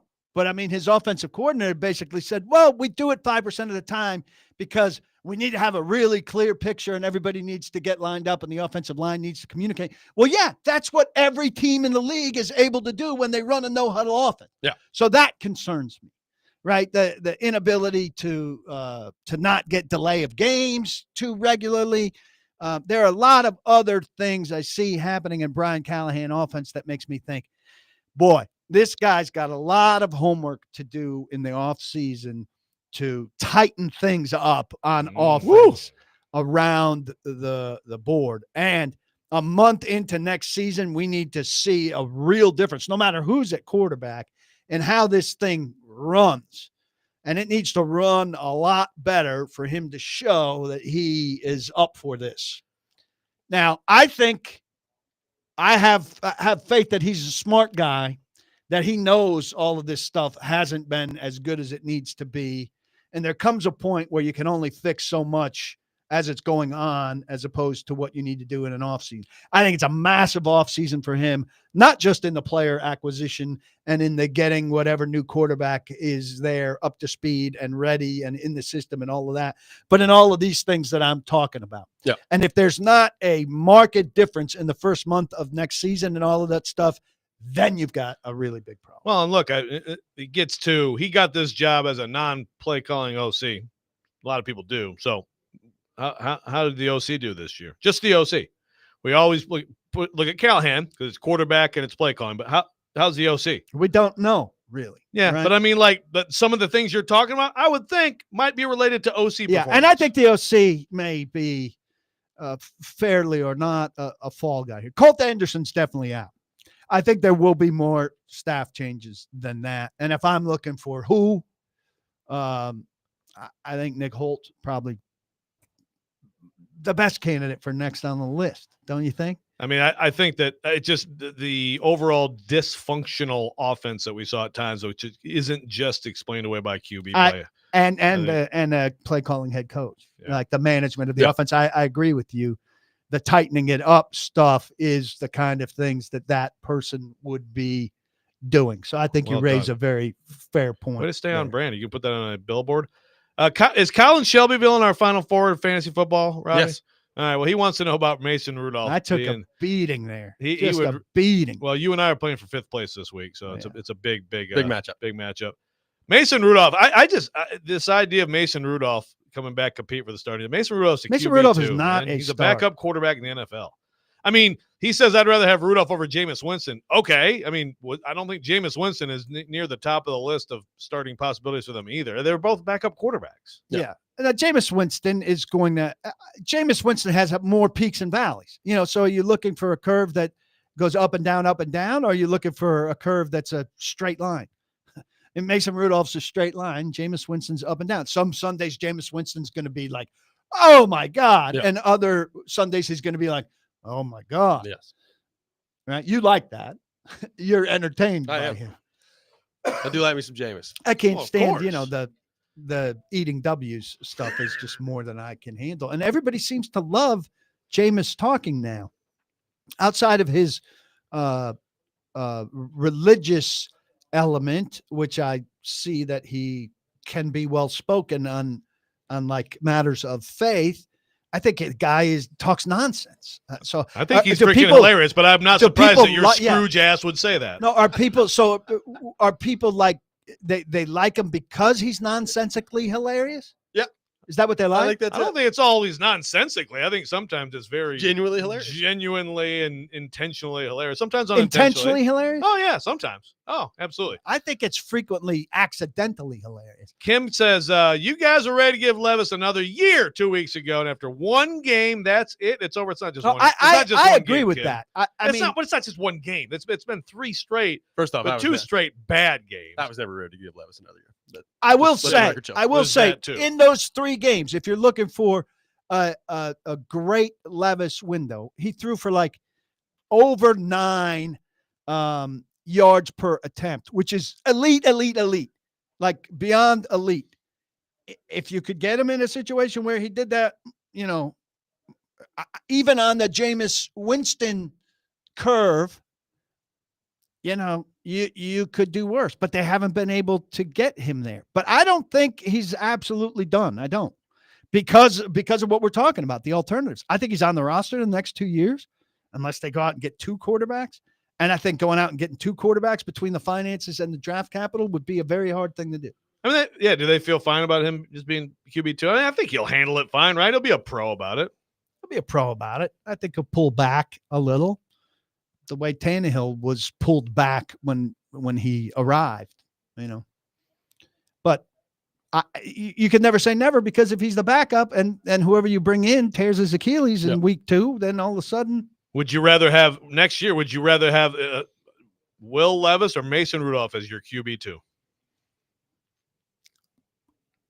I'd rather have Will Levis. I paused. want. Yeah, it's a I'm tough still call. pausing. Yeah, But again, the pause continues Yeah. at Robbie's microphone. again, a straight line versus the potential to have a big game But that's really not. Who's what you your want starter? for versus the QB2, right? potential for Well, I Is your don't know. starter a rookie Neither or is of it a them. veteran? Well, I is think that matters. Is it a 3-game replacement or is it a season replacement? Right. It's also the question. It all sounds terrible. Yeah, Yeah. it's horrific. It does. It does. 615-737-1025. We'll have more with PK coming up next. This is Robby and Rexrode, 1025, 1063 The Game.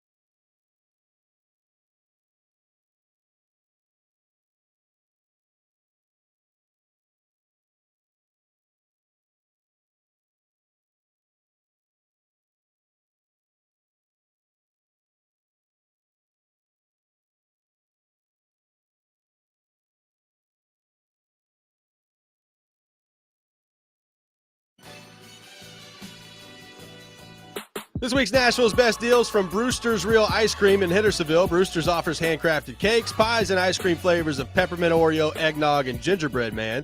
Enjoy the magic of homemade happiness this season. Visit GameNashville.com/deals and get half off a $50 gift card while supplies last. Taking your thoughts for PK, 615-737-1025, our phone number, 615-737-1025. A lot of people throwing this name out there, so I'll get both your thoughts on it. What about Daniel Jones? Daniel Jones discarded by the Giants. That's the QB the Vikings will give up. They'll give you Daniel Jones. They'll keep Darnold you and can have. yeah. See, Daniel Jones needs to go have that year sitting somewhere as a backup on a good coaching staff with a good offense and have the pause year. And then next year he would be like Zach Wilson or whatever. So next year, then you would put him in the pot of guys that maybe could come out and be reclamation projects. But I don't think he'd be a reclamation project immediately. I think he's got to go through the downtime like Geno Smith and Sam Darnold and Baker went through in order to be in that pot. To me, Tannehill didn't have any downtime. Well, Tannehill is a bit of an outlier in the way things went for him. A few weeks, an off season. Yeah. What is that year? I mean, obviously you're sitting there, you're thinking about your life. Yeah, and getting out of the situation you were in and seeing how a good team operates and watching a quarterback do it and all of those things. It just seems to me there's a new pool of potential quarterbacks in that. Now, I don't know if the trend's going to hold. We'll see what happens with the Zach Wilson, with the Trey Lance, with there are a couple others who aren't jumping to mind right now in this pool behind Darnold, that people are going to take some degree of a chance on whether they look to them as a bridge or a higher level backup in a situation where they're not just waiting for a starter to get hurt, but maybe a starter to not play well, where they'd flip to them quicker, but they're going to have Jameis or Flacco type chances to get into the lineup. We've had people ask us about Trey Lance. Like, to me, he barely played in San Francisco, and they were ready to move on. Now, how much of that was due to Purdy? Sure, Purdy came in and played great. But you're talking about, what was he picked? 3rd overall? Yeah. Like, they were quick to discard him. Got hurt. Didn't play that much in college. Then he's been in Dallas. Dallas trades to get him. Dak has gone down with an injury, and they still ain't playing him with Cooper. Like, that kind of tells me I mean, like, what I need to know about Trey Lance. Dallas doesn't always make the greatest decisions either. Everybody gets enamored with draft position, but there's plenty of people that go at the very top of drafts who are quarterbacks who are complete busts. And I think, let's say preseason game was fun to watch with him. Couple more coming. What was that? 4 picks? He threw, one preseason game? 4 picks. But he made some big plays. Like 350 yards. Made some big plays too. Couple more of those guys coming in this draft. Probably. Yeah, could be. Will on Music Row has an interesting question. He says, is ownership, 4 questions. Is ownership, 1, aware of their poor decisions, 2, justifying their actions, 3, optimistic about the brain trust, 4, are unconcerned because the new stadium is selling out? Let's go one at a time. Aware of their poor decisions? I don't see how not. Justifying their actions? I don't see how not. Optimistic about the brain trust? We don't know for sure, but it seems like there's going to be patience. Unconcerned because the new stadium's selling, as you pointed out last week. Yeah, people are about still buying. I think it has to be concerned. I mean, you don't want to walk around town here or Texas. Not that she's walking around town, but she's riding horses with somebody, and inevitably they're saying, "Boy, 3 wins, huh?" Yeah. Like literally riding horses? Yes. Yeah. Okay. I mean, I know she's like a horse person, right? Yeah. I just wasn't sure if that was like some New Jersey, or walking around doing whatever she does, at the stables when she's petting the horses. Yeah. It's great imagery. Feeding the Thank horses. you, PK. Whatever. She's not mucking. We know that. Right? Training for the Kentucky Derby. I don't know a lot about horse care. What I know about horse care I've learned from There's Amy Yellowstone. Adams' truck rounding the corner. I know from Yellowstone, which I can't watch now because it's impossible to find. But someday I'm going to watch this. Isn't it still on CMT? CMT. Yeah. I mean, you're really mucking up the works. They're throwing another station. CMT doesn't exist anymore?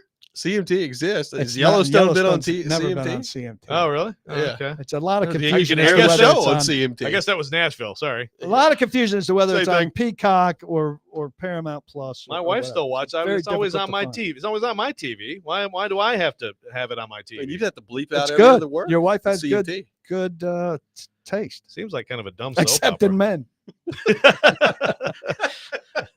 Watches too many I bad mean, soap operas. if I'm judging a woman, do I want to have good taste in men or good taste in TV? I don't know, Katie. I don't know your wife, so I will not even delve into her taste in men. I mean, you're making it like she's into me. Yeah, that's a fair point too. I'm hoping that I was kind of hoping that's the way. It's kind of like separate beds, like the old like Lucy and Desi, the separate beds. Boomer. Okay. All right. Yeah. Yeah. Boomer. that, more boy, people like got greatest that. generation. People Yeah. got that. Yeah. Yeah, so people came back from the Great War, and then they watched Lucy and Desi, just to give you a little context that Joe's giving. All right. Yes, I am older than him. It's hard to believe. Well, significantly. Rexrode witnessed all of it. 2 years. Adam in East Nashville says the Levis benching with 3 games left perfectly encapsulates the worst season in Titans history, where failing to truly identify isn't the guy will also potentially hurt our draft position. His elite tools would have been brought out with better coaching and an O-line. It's a major problem that I'm not renewing my PSLs after 22 years. It's not about our record. Again, Adam in East Nashville. The coach has screwed up a great player in Will Levis, and he's not renewing his PSL. Well, I will say if There more you go. people had the stones of this man and didn't funnel more money to them, that could actually affect change. But people don't have the stones to give up. But he their- also, their but what about his analysis? Well, this is- his elite qualities. I mean, he's got some elite qualities, but not enough of them are in the head area. Well, the reason that Kirk Cousins is now just about done, but the reason that a guy like Kirk Cousins in the NFL is a starter for so long with 0 elite traits is because he sees things quickly and he throws the ball accurately. That is so much more important than, oh my God, look how far, Joe Milton. well, sure. Or No, he loves Joe. no, who's my guy that Charles was gaga? I mean, we got to find the Charles Robinson. Jamarcus column. Russell? Jamarcus Russell threw it 80 yards on his knees. Oh my God. Oh, that'll help you in an NFL game. Great. I mean, Well, if it does. You need Well, an with 80-yard current play. officiating, they wouldn't Accuracy. see him on his knees, and so they would judge it to be a completion. So That's true. it could be beneficial. Consistent accuracy, consistent quick decision making, And go to blows Michigan away. State and hang out with Joe one time at a bar. Kirk did not. Kirk's hang out with not me at going to the bar. Kirk does not show up at the bar. Oh, I thought you pretended that you were social friends once. Well, Hung out with you at the library. We have mutual friends, but I mean, yeah, like I haven't, Have like, mutual. I haven't friends. like gone. Have I haven't mutual gone friends play like Joe. mini golf with Kirk Cousins. I covered him for 5 years. He's a great guy. I'll just wait till he comes here as a starting quarterback next year. Exactly. We will go to Top We'll have a Golf. weekly show. We will go to Top Golf, the non-alcoholic floor. because he doesn't drink. No free ads. I doubt it. No, I highly doubt it. But I mean, he can play on the alcohol floor and not drink while allowing you to pursue gout. Why does I mean? Is he That's going to true. make you not drink? Maybe I need to stop, or maybe I need to start Start right more. now. Yeah. By the way, Today. quick Get aside, this man some mead. the amount of people that tag all 3 of us when Gout wins a race Oh. now is one of my favorite things. on Twitter. Gout is an Is unbelievable. Gout runner. going to be the greatest runner of all time? Gout We can is pray for smoking that. people in these races. Listen, if Gout stays on his current course, we won't have to talk about Titans' bad decisions. By the way, move your head over. Yeah, I don't know. half This head is thing. the Knicks. What's are the just- half head thing going on here? There It's you kind go. of the new thing. It's like that salute emoji. You only get half the face. That's what I'm doing. Look. Are you looking at this, Robbie? Look Yeah, at this. He's perfectly Tremendous. centered in my Bizarre. It's YouTube feed. it's the producers here that they don't produce the television aspect. 615-737-1025, They refuse. our phone number. One more segment with PK talking all things Titans coming up next. Robby and Rexrode, 1025-1063 The Game.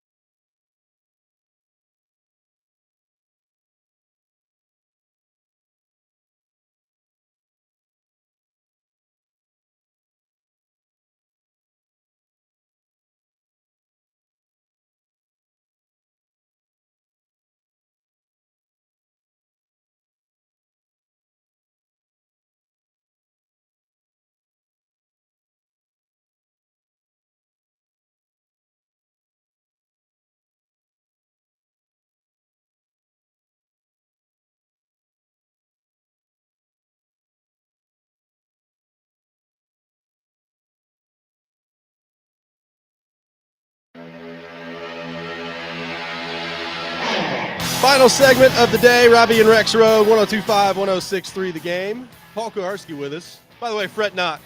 You got more Kuharski coming this week, Thursday and Friday, with me on the program. My goodness.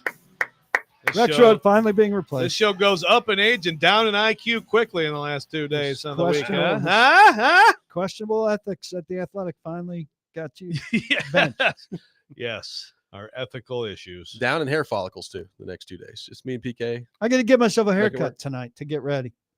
You- And then maybe you the are getting a camera- little shaggy on the maybe sides Maybe there. the cameras will be, I don't know. Maybe Nick will stay late Kinder? today, get the cameras straight. Nick, what do you say? A little extra work, Nick? Nick finally going to speak. I'm just leaving you and just waiting for my voice. Apparently, Oh, no. there You got two cameras on the side here. You'll be fine. That's true. Hey, thank you for your Ooh. cord today. I'm not paying rent for it. Oh, Yeah, I have to bring my own equipment.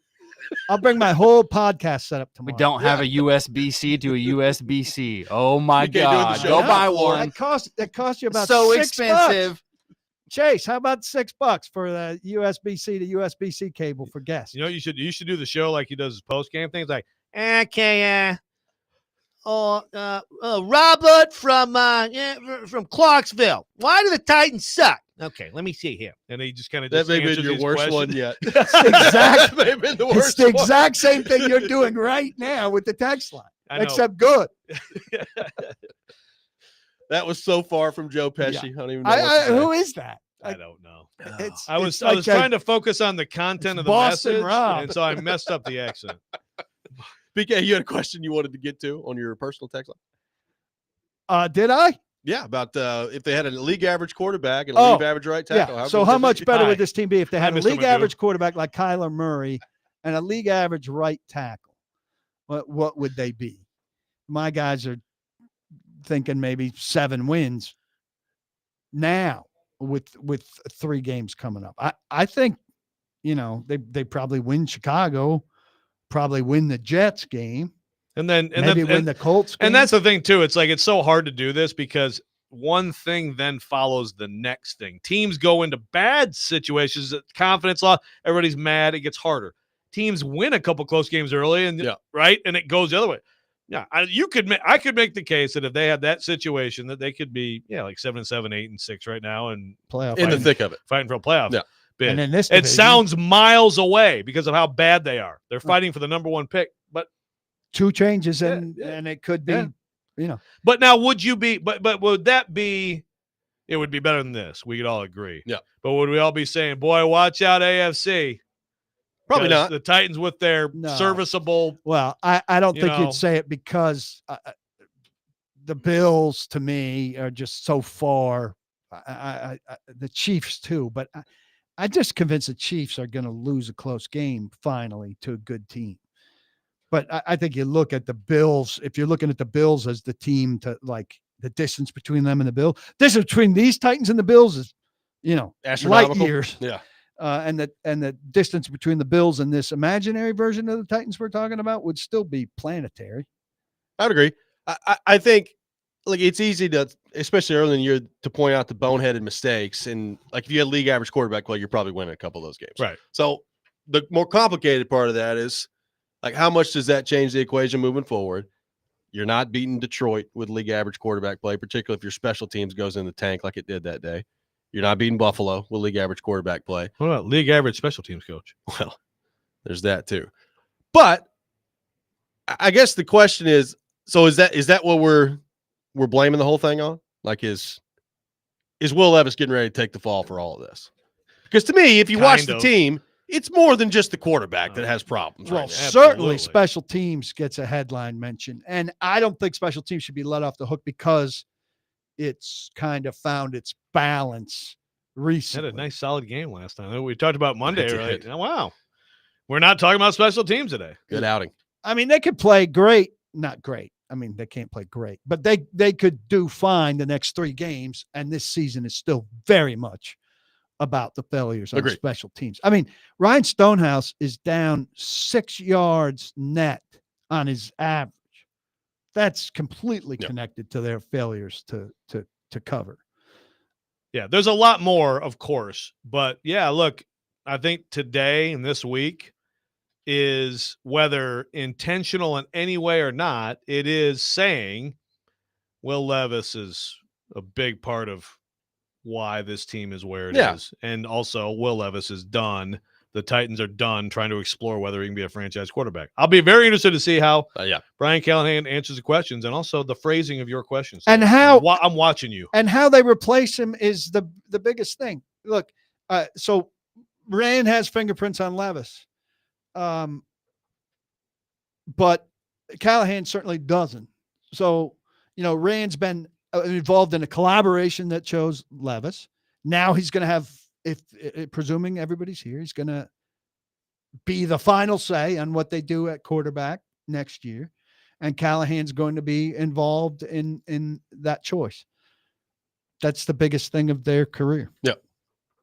Yeah, no doubt. Well, and given the way that their record is this year, do you think that does that prohibit them in your mind from drafting the next quarterback?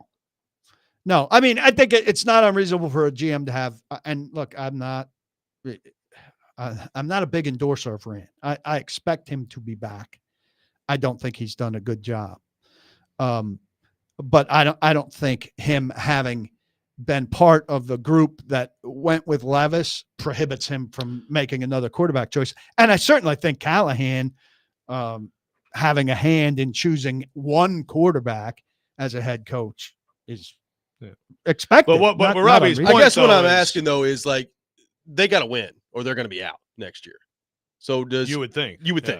So does drafting a rookie quarterback, is that the best scenario for them, knowing that you're going to have to put together some improvement here? I think given the options that are available, I don't know if, like, you're looking at two options and one is going to be the veteran option is going to be so much better than no, but a Cousins or somebody can come in here and win more games than most rookies, right?